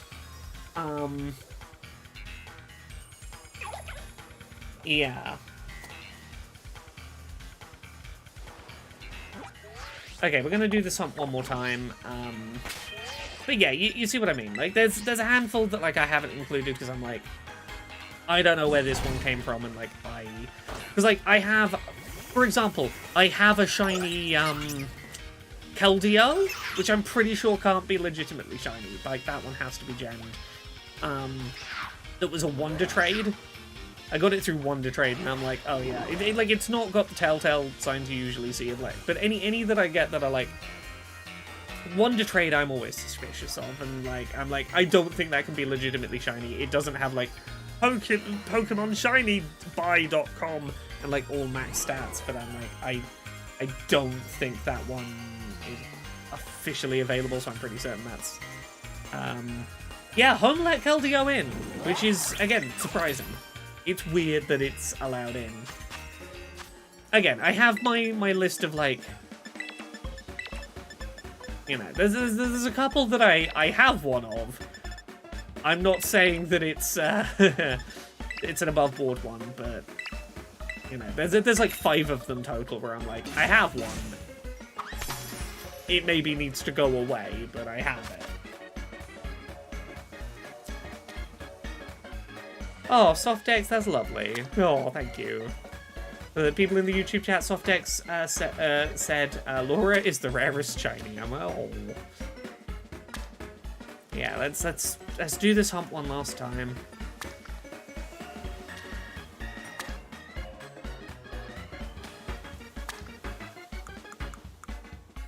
Yeah, I think Keldeo is the only one I have where I'm like, I have one in home, despite the fact I do not think it's legitimately attainable. Everything else, at the very least, I'm like... When I have a bad feeling about any of the other ones in my collection that I got through trades, I'm like, you might have, like, cloned your legit one. Like, none of the rest of them have anything that's obviously like, I wouldn't trust this in my collection. And this is why, like, you know, when I complete this, I go back from square one and I, like, OT as much as I can. Oh, thank you! My hair is, like, it's a bit tussly and messy today. I went swimming this morning, so it's all a bit wavy. Had a lovely swim. A couple more episodes of Welcome to Night Vale, because I'm still trying to slowly work my way through all of that, like 2 episodes a week. I do my big swim. Yeah, I'm gonna go to that same one spot. I think it's the best place for me to do that hunt. Okay. But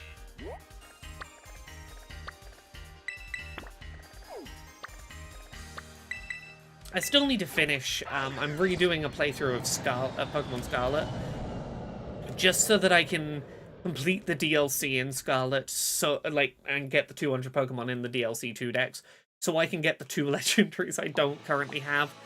The Scarlet specific DLC 2 Paradox forms.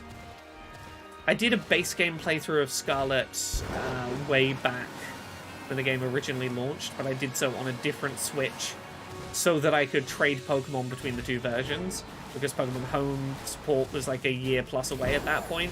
But it means that now that I want to conveniently transfer stuff with Pokemon Home on my main Switch, I've had to like replay Scarlet from scratch on the Switch that has the DLC so that I can do home transfers. So I'm in the midst of doing that at the second, just to get 2 Pokemon in my Violet decks.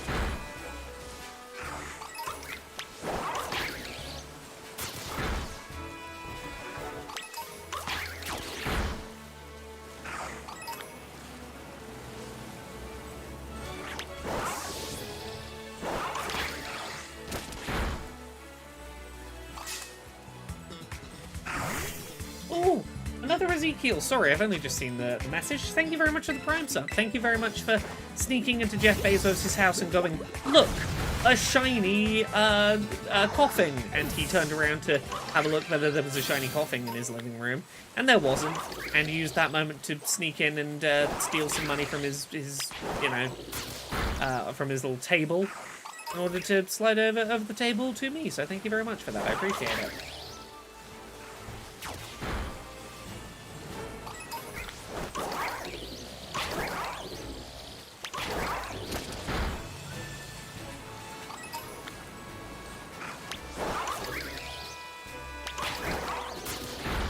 Oh, I need to share some articles tomorrow that went out over the festive break.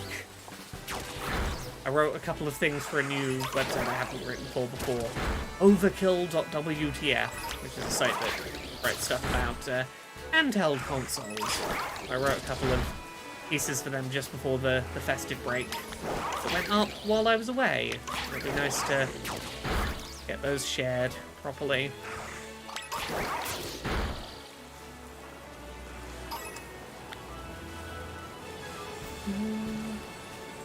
No spoilers, but I am looking forward to seeing The Boy and the Heron this weekend. Yeah, the new Ghibli film, which I've heard mixed things about. I've heard very positive things from people who are willing to see a Ghibli film that is much more metaphor for the creative process than necessarily standalone story, and I'm intrigued by that. But it's Ghibli. I'm sure at the very least it'll be a bunch of pretty colours for me to look at for a bit.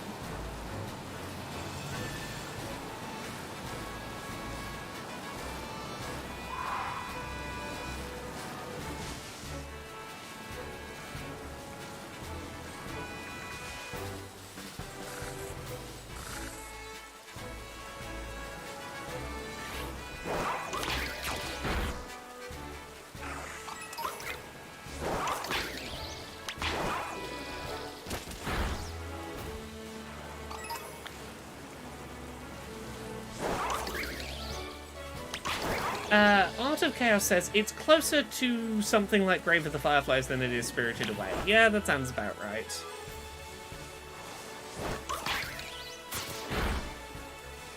Yeah, my understanding is it is basically a film about Miyazaki trying to work through, I want to create a legacy that I can pass on for someone to continue after my death, but maybe I need to stop trying to do that and just make a thing that is beautiful in my lifetime, and it's okay if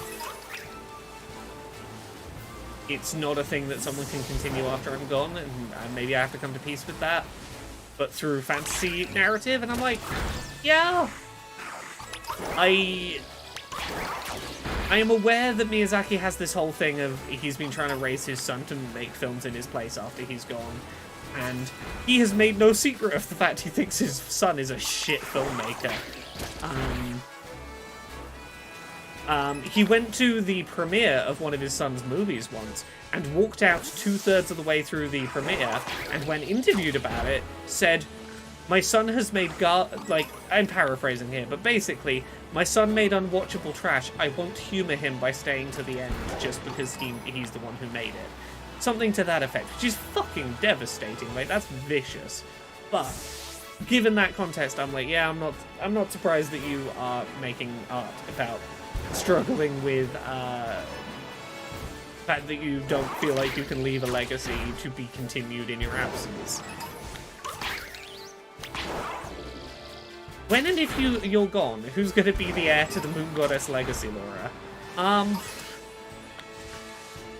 I don't know. Chat, do you have any suggestions who I should pass my Moon Goddess powers on to upon my, thousands of years from now eventual passing?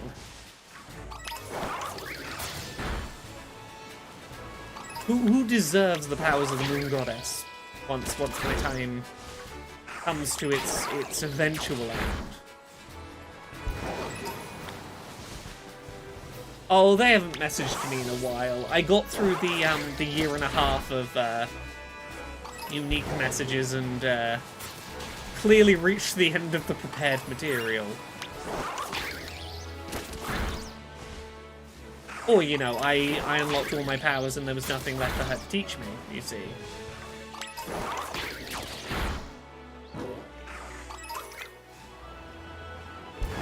Yeah, family generation of businesses is definitely a thing in Japan.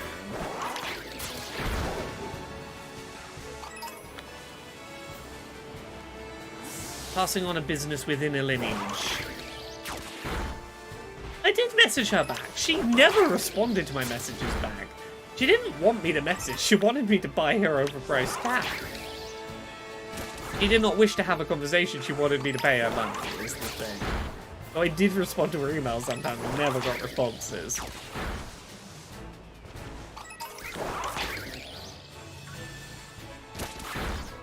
Oh, so I should just put like a random person's email into my Gmail and email them, and that's how I that's how I pass on the goddess powers. I pass them on the same way she passed them to me. I do like that. That's great.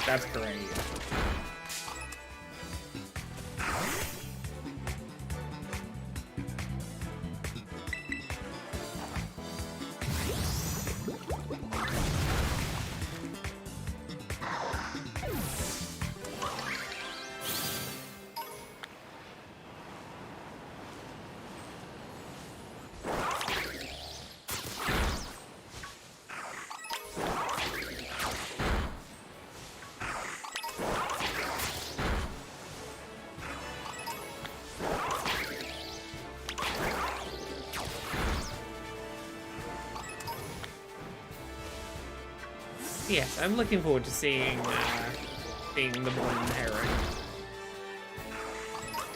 I have been enjoying seeing more films this year.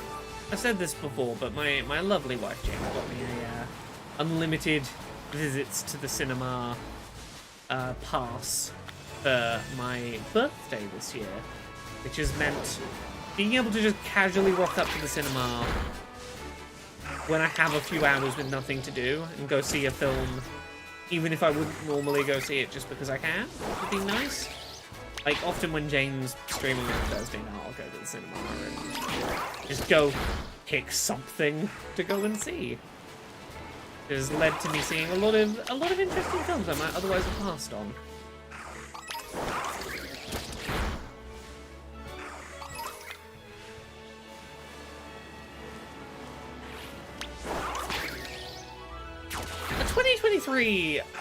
My knowledge of 2023 cinema largely came from like September through December.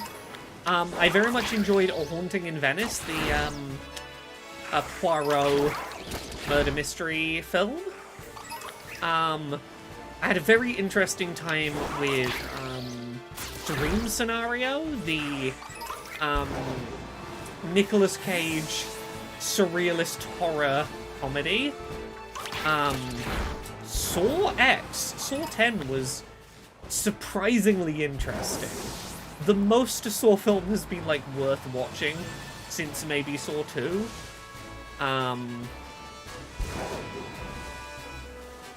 What did I see that was good? I saw a recorded version of Heathers the Musical, which was fantastic, if a bit heavy. I saw a screening of the original Alien on the big screen at the cinema. That was a nice film to get to see in a proper setting. Same for, I saw a 3D screening of Gravity, a film that very much benefited from being seen on a big screen in a proper setting. Yeah, like a filmed version of the musical rather than seeing the musical like live on stage. Like the cinema did a screening of Heathers the Musical.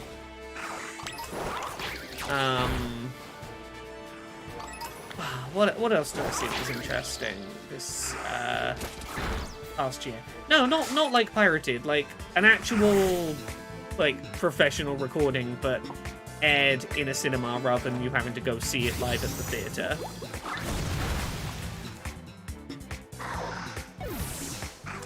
Ooh, welcome! Oh, hi, Raiders! Hi, everyone! Thank you very much, everyone joining from the Ashen's Raid. I'm Laura. I do variety game streaming here on Twitch. I am currently trying to collect one of every shiny Pokemon that's ever existed. There are over 1,000 species of Pokemon, and every one of them can be found in a different color variant that's a 1 in 4,000 or 1 in 8,000 chance, depending on the game, of being this different color variant. I have over 1,000 shiny species of Pokemon. I am down to 80.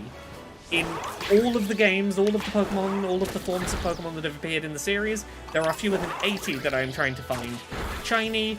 You have joined us talking about films while I beat up these shiny Zangooses, looking for one that has blue rather than red on its little sort of stripe and hands. So that's what we're up to.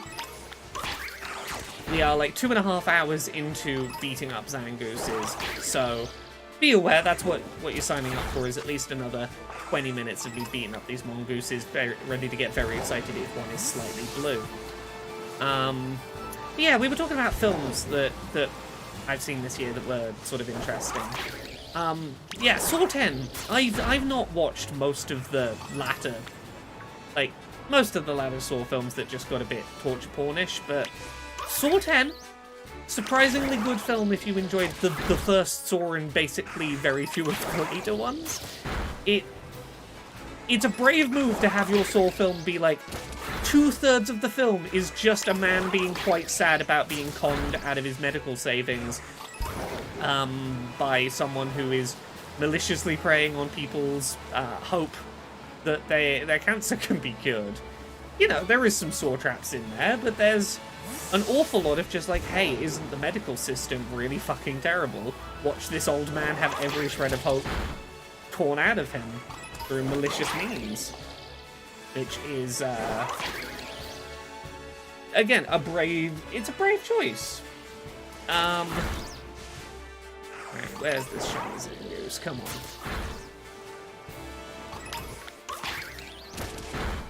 on. Softx says, speaking of saw traps, did anyone watch the Five Nights at Freddy's movie? You know what I'm going to recommend instead of the Five Nights at Freddy's movie, which, you know, puts money in the pocket of a Trump-supporting homophobe? I'm going to suggest the better Five Nights at Freddy's movie you can watch right now. It is called Willy's Wonderland, and it is what if Five Nights at Freddy's starred Nicolas Cage, who never says a word in the entire film. What if knockoff Five Nights at Freddy's had an hour and a half of Nicolas Cage as the main character, never speaking a word, and somehow still being an incredibly, like, interesting and engaging protagonist? The way I would describe his performance, I will give you, like, a very short snippet. He is told, hey, your car's broken down, we'll fix your car if you spend one night working in Willy's Wonderland. There are 2 rules. Clean up the place, and take regular breaks. So, at one point, he's cleaning a bathroom. He's, like, scrubbing the urinals. One of the animatronics comes to kill him. He beats up the animatronic, has almost finished killing it, and his alarm starts beeping. He's like, time for my break. He leaves the animatronic not quite killed, goes to sip his fizzy drink and play pinball in the break room. All the time, the animatronic is, like, crawling, trying to get to him. His break ends, and he's like, okay, done. Goes back and kills the animatronic, and goes back to scrubbing the bathroom, which now, you know, has a bunch of, like, oil and stuff from the broken animatronic. And he's mainly just frustrated that he'd already cleaned that bit, and he's got to clean it again. Like, that's the no-sell, is just, I'm gonna stop mid-fight with an animatronic to go have my little break that the boss, who's clearly trying to kill me, told me to take. Because I'm gonna take my breaks. That's how you do the job. It is the better Five Nights at Freddy's. It's good. Nicolas Cage gives a career-defining performance without saying a word, and I respect what he pulled off. What's that movie again? It's called Willy's Wonderland. The animatronics are, like, not as good as the, like, I'll admit, the Five Nights at Freddy's movie had some impressive animatronics, and there's a little bit of reliance on CG for the animatronics at points in this, but, like, it is a much more... Unlike Five Nights at Freddy's, this film is not, like, 50% a man having the same dream over and over and over again, hoping something will change in his dream, and having, like, repeated naps about to dream about being in the woods. This film isn't mostly dreams about a campsite in the woods. This is mostly, I'm trapped in a place with animatronics. Like, that's most of what the film's about, which is probably what a Five Nights at Freddy's should be.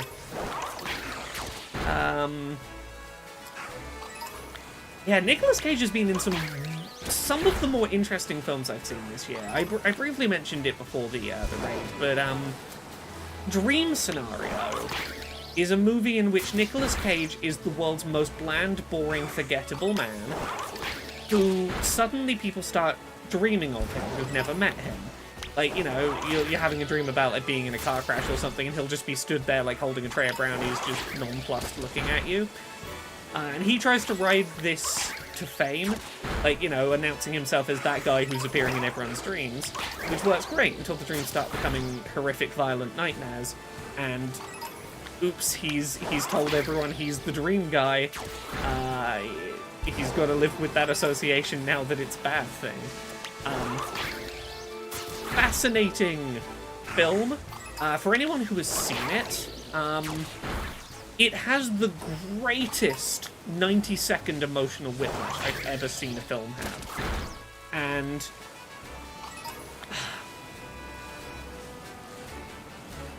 I don't... If you're unsure if you want to see this film has 90 seconds where it goes from premature ejaculation, fart joke, violent, gory murder in like a minute and a half. And I've never seen a film like handle quite so superbly that wild of a change of emotions. Hey, Echo, how you doing?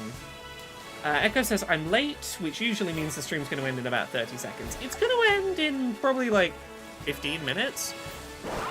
I'm at least finishing this shiny, which isn't going to be successful, probably, but we'll see. Softex says, Laura, you're forgetting, the factual creator of Five Nights at Freddy's is your favourite games hater, Stephanie Sterling. I appreciate the joke. I don't want to put money in Scott Cawthorn's pocket. I really don't. He has a little too much of a desire to put money in the pockets of anti-abortion groups for me to really want to put more money in his pocket.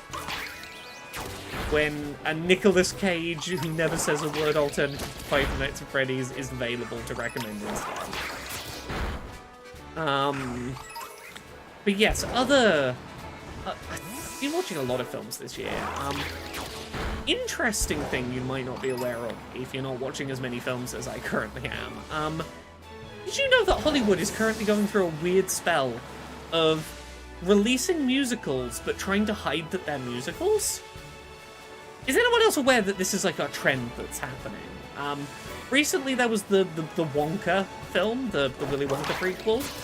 That is like 80% of that film is musical numbers, and you would not know that from watching trailers. There is the Mean Girls musical movie is coming out this month.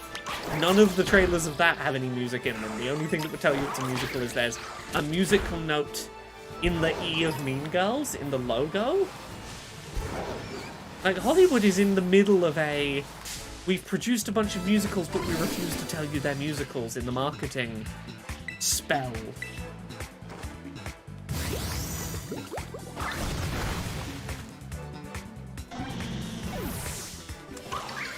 Like, they apparently think musicals are marketable enough that they want to make them, but at some point in the process have decided, no, they're not popular anymore. Hide that they're a musical.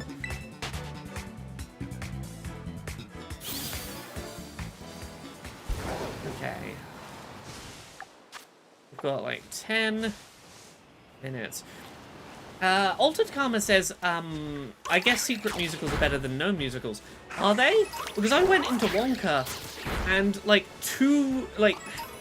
the opening crawl happens and Wonka starts singing about like, I don't, the music's so forgettable I can't even tell you the words or the tune. But it was something about, I'm gonna go to this town and make my fortune or whatever. And the song starts happening, and a woman a couple of rows behind me stands up and goes, "This is a musical?" I was like, yep. She didn't, like, leave or anything, but she clearly felt hoodwinked by the situation. And you don't want an audience to turn up to your film feeling actively hoodwinked. That's not a good way to, like, have a positive reception to your film. That your audience feel like you lied to get them there. I can't imagine that's healthy for, like, long-term trust in your studio.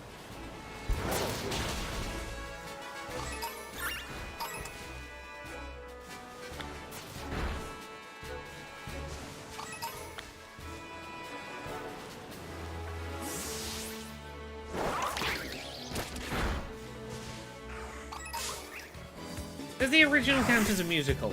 I mean, the original had musical numbers, but there were like 2 or 3 of them scattered through the film. It's not like this, where it's like, most of the big times that the plot moves forward, it's because of a musical number where they're singing about the things that are happening.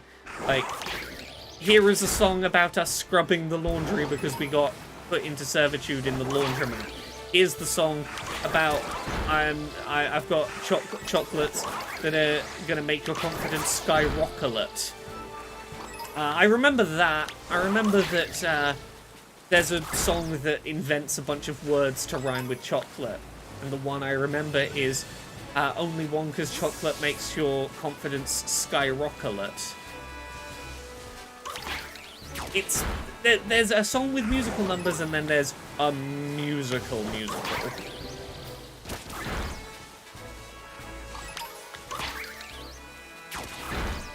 G02 says there are not 2 or 3. How many musical numbers are in the original Willy Wonka? There's, come with me and we'll be in a world of pure imagination. I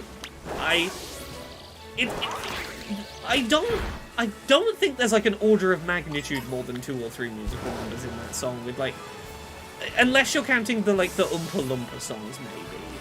But, okay, yeah, the Oompa Loompas refrain a lot, but like, I would say the Oompa Loompa songs are the closest thing that Willy Wonka has to songs you would see in a musical.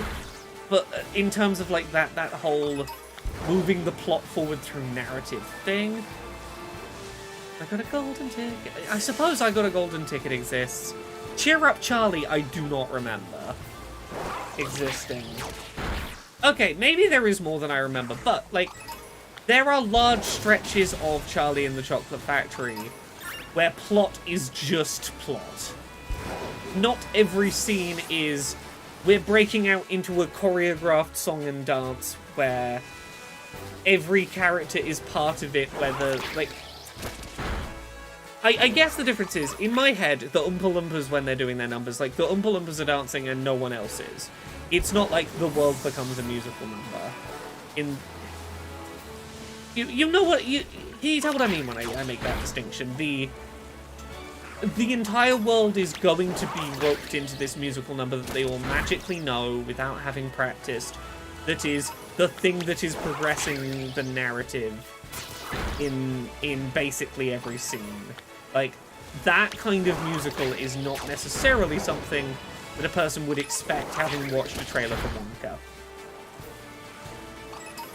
If you put a list of musicals, few would object. If you put it on a list of musicals, few would object. But ask a random person on the street, and odds are good they won't think it is. Yeah. Whereas you can't come out of the recent Wonka and not go, that was a musical.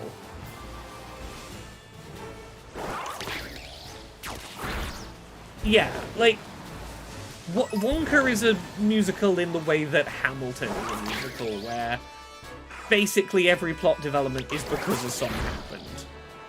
You can't just do the plot. The plot has to be because a song made the plot.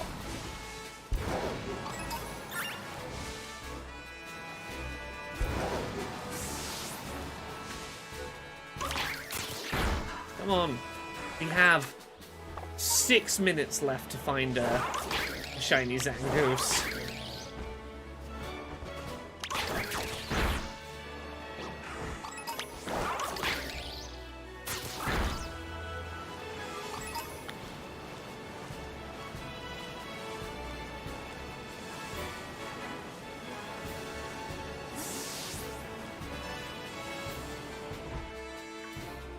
Okay, look, it's hard from memory to make this distinction, but I think the reason why Willy Wonka and the Chocolate Factory doesn't feel like a musical to me is that the musical numbers feel like they are a soundtrack happening around the characters, rather than the characters breaking out into musical numbers. I think that is part of it.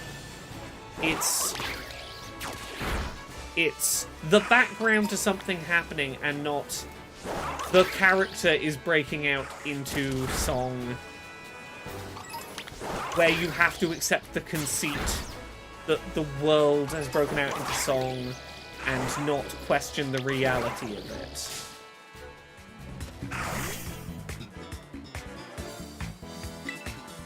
Incompetent Hero says, I would be mildly upset if I went into a film for 10 out of 10 stuff musical. Well, that's the thing, is even if you would suggest that Willy Wonka and the Chocolate Factory is a musical, I still think that the marketing for Wonka did nothing to suggest that this would be too. I think that you would be very fair going into Wonka assuming this prequel is not really a musical, this is like a backstory to Wonka that's being told in a different way. I think it would still be fair to feel hoodwinked when you find out that Wonka is a musical. Okay, yeah, the Candyman can. Okay. The more you mention it, the more I'm like, yeah, I suppose there are actually things I would consider musical numbers. Why do I not remember Willy Wonka and the Chocolate Factory as a musical? Because you're right, the Candyman can. Huh. Yeah, I feel like there's I think Echo might be right. There's a threshold you have to cross in terms of, like, song density for me to think of it as a musical. I think, look, there's a lot of factors. I think you're right, though. I think Wonka feels like a musical because it's, like, I would say, like, 60, 70+% musical numbers. Like, you're probably not going more than 10 minutes before everyone breaks out into another musical number. Oh, Mary Poppins, I think, is a musical. Everyone in character stops to sing songs that aren't really about anything other than an excuse to stop and sing a song. Like, Supercalifragilisticexpialidocious doesn't exist in a film that isn't a musical. Like, it's such a... we stopped the plot for the characters to do this that it's a musical.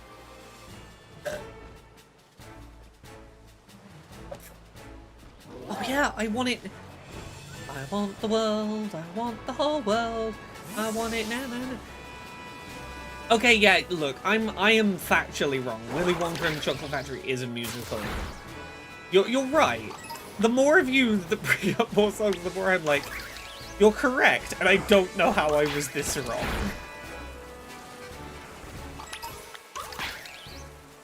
Why do I not? Why have I erased so many songs from Willy Wonka and the Chocolate Factory from my head?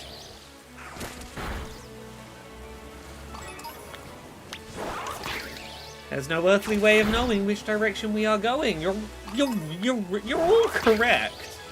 Not one of you is wrong. I am wrong about Willy Wonka and the Chocolate Factory being a musical or not being a musical, but like, it emotionally doesn't feel like, it feels less like a musical than Wonka, despite the fact it probably is by volume as much of a musical.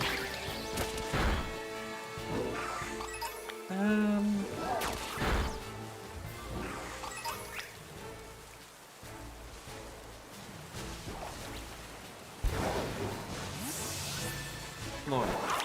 Everyone, I need... No, you're not pulling stuff out of thin air and gaslighting me. You start singing them and I'm like, oh yeah, no, that is a real song. You know what it is? It's the ADHD, you see. The fact I have soup for brains will be the thing.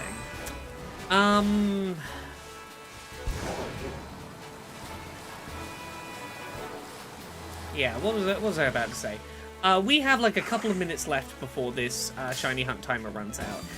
Chat, I'm gonna need all your help to like make the odds work in our favor. I feel like this is like Goku and the Spirit Bomb. I need all of your hands up in the air, lending me your energy, because this is our 5th attempt at this shiny hunt tonight, and we have not seen the shiny, and we have 33 seconds left in which it could appear, so send me all of your good shiny luck, because I'm gonna need it. I have like one batch left, and maybe we can get to spawn. Come on.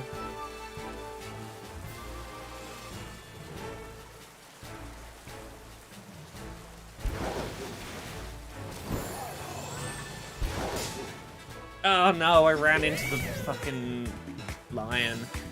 That's gonna eat up my time and not let me get another batch. Spawns. Ah.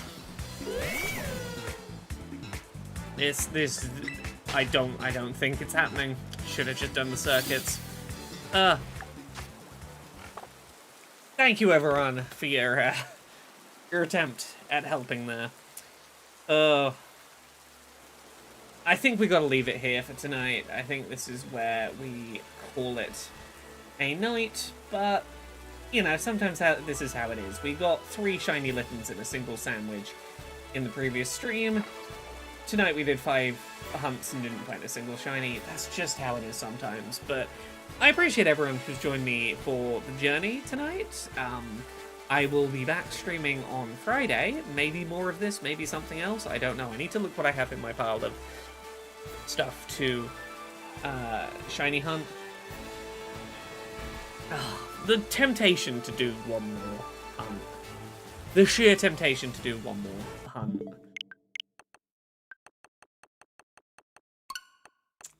Oh, do I? Do I try one more time?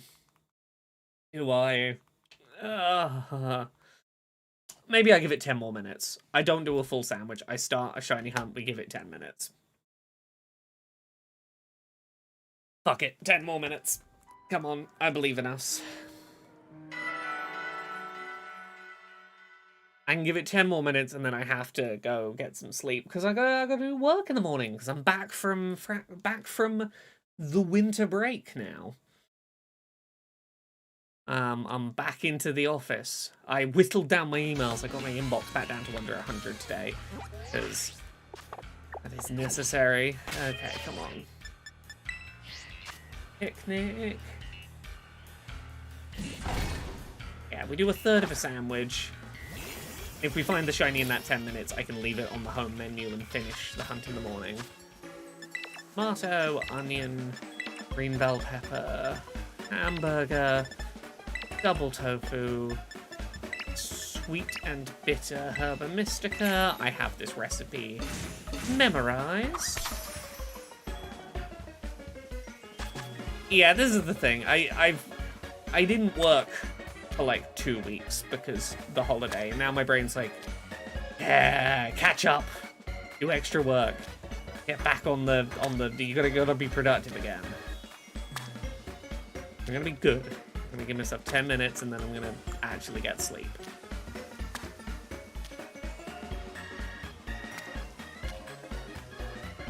Make this nice, neat stack of tofu.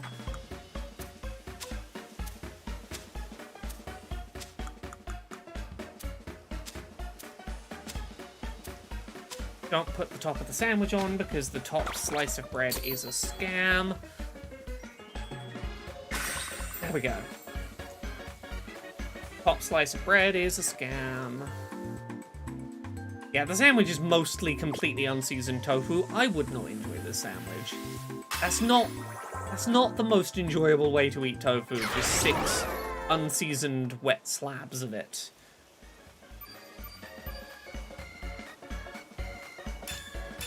Okay.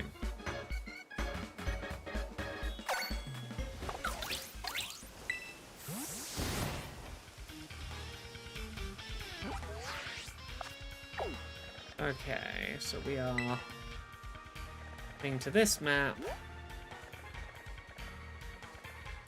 To this pond. Using this to get over there.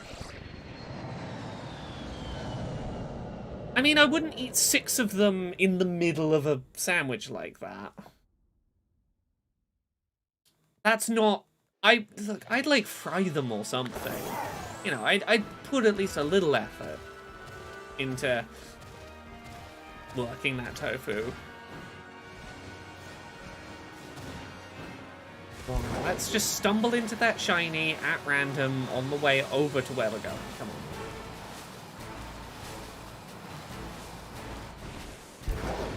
Unexpected shiny spawn. Just drop one right in front of my path. That'd be lovely of you, game.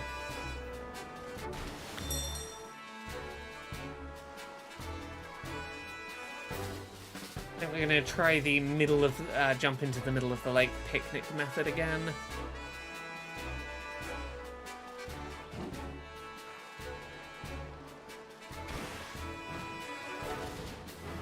What I need to do is hop out the lake, picnic, unpicnic, hop onto my ride and get into the middle of the lake.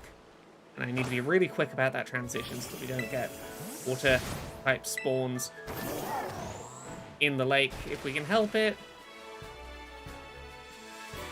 We only get the Zangoose spawns around the edge. Ideally, want more spawns than this. We want like, ideally want like a dozen.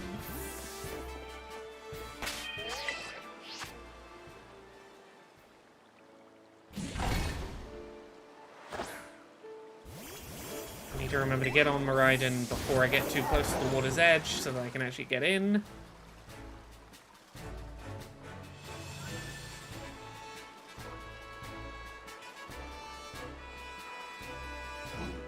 Yeah, this is the way to do it. I don't want to rush out too quickly, but I think this is the best way to get a batch of new spawns quickly that are just the Zigzagoons.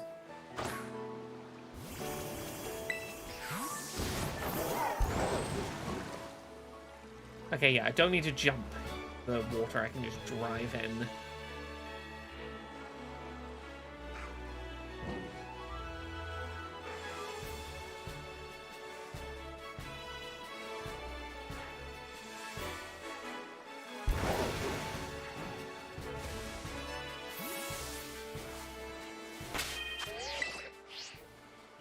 Zangoose, not Zigzagoons.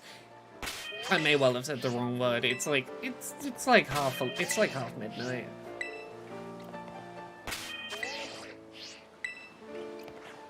Not space. Let me have my picnic.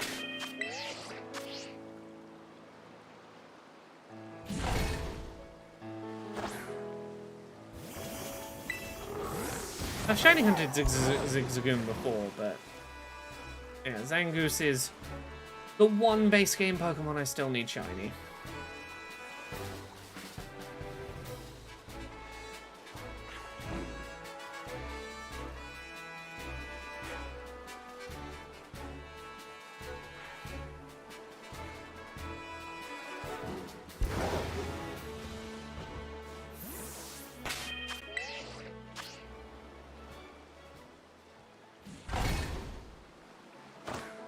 Obstagoon is very good.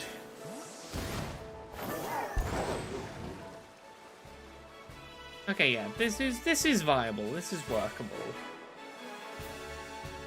I need to be further to the back of the lake so I don't get those dealing spawns or the Litleo spawn. Yeah, so I need to be more like here. Is Zangoose part dark or no? He seems like he should. No, not part dark. Just pure normal. If he was part dark, he'd be much easier to shiny hunt because dark is a rarer type, so it's easy to isolate. Normal is such a common type, that's why we're struggling to get a place that just has Zigzagoon spawns. Because everywhere that has Zigzagoon spawns usually has other normal types. It's just a pure normal.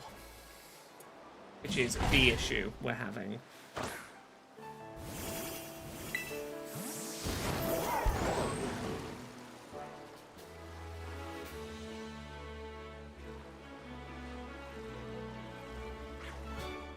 Okay, this is getting us near exclusive Zigzagoon spawns. We get the occasional other spawn, but mostly getting us what we're after.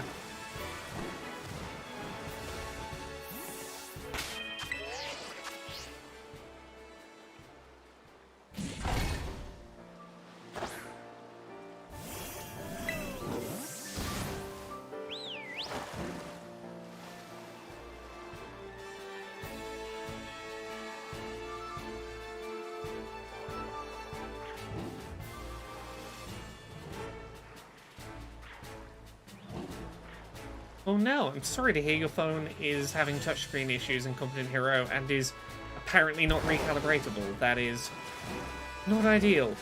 Softex, I do keep saying Zigzagoon. I'm tired. You know what I mean. You know which one I'm talking about. Because now it's in my head. Yeah, this is the thing that proves I should just go to bed. The fact that I am calling Zangoose Zigzagoon very frequently is pretty clear evidence I am a sleepy bean who should probably get some rest in 3 minutes. I'm gonna give it 3 minutes. We'll wait until that sandwich is on 10 minutes, and then I'm gonna go brush my teeth. Tad, sure. What shiny got hit by Tepig's head? I'll name it I could name the shiny Zigzagoon. Zigzagoon the Zangoose. Laura's a fake fan. Yeah, you know me, fake Pokemon fan over here. Never seen a Pokemon in my life. Don't know the difference between a Zangoose and a Zigzagoon. Fake gamer girl. I'm one of them fake gamer girls you keep hearing about.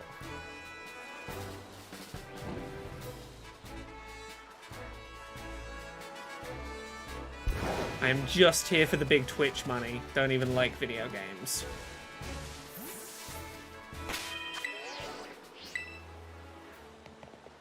Never even played a video game for fun outside of stream.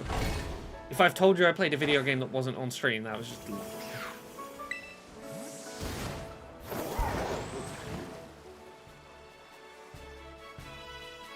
I got someone else to do all the gameplay for me and I just, like, talk over it.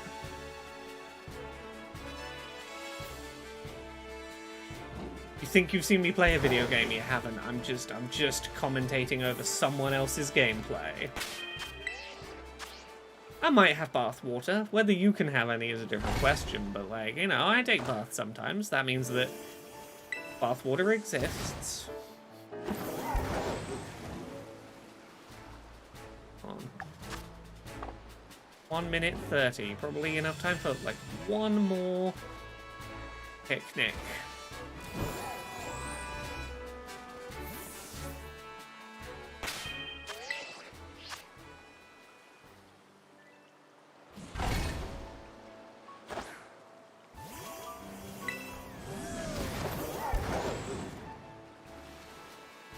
Oh, not you specifically, the royal you, like, the general you lot.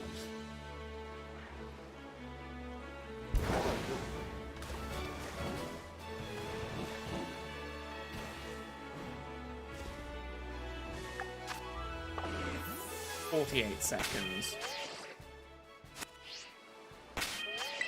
Last, jump into the middle, and then I leave the hunt here.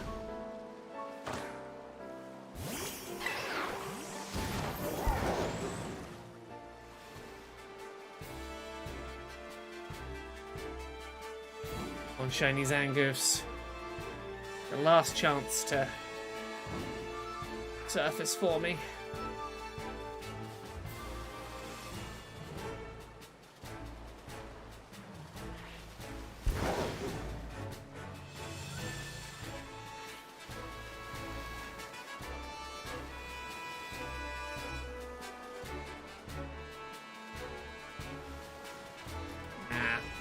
We call it here. Thank you very much, everyone, for watching. I hope you've enjoyed the stream. I'll be back streaming more on Friday. We'll work out whether it's more of this or something else as the week unfolds. We shall see. Have a good rest of your night, everyone. I'll let you know if I find Zigzagoon the shiny Zangoose. Have a good rest of your night. Good night.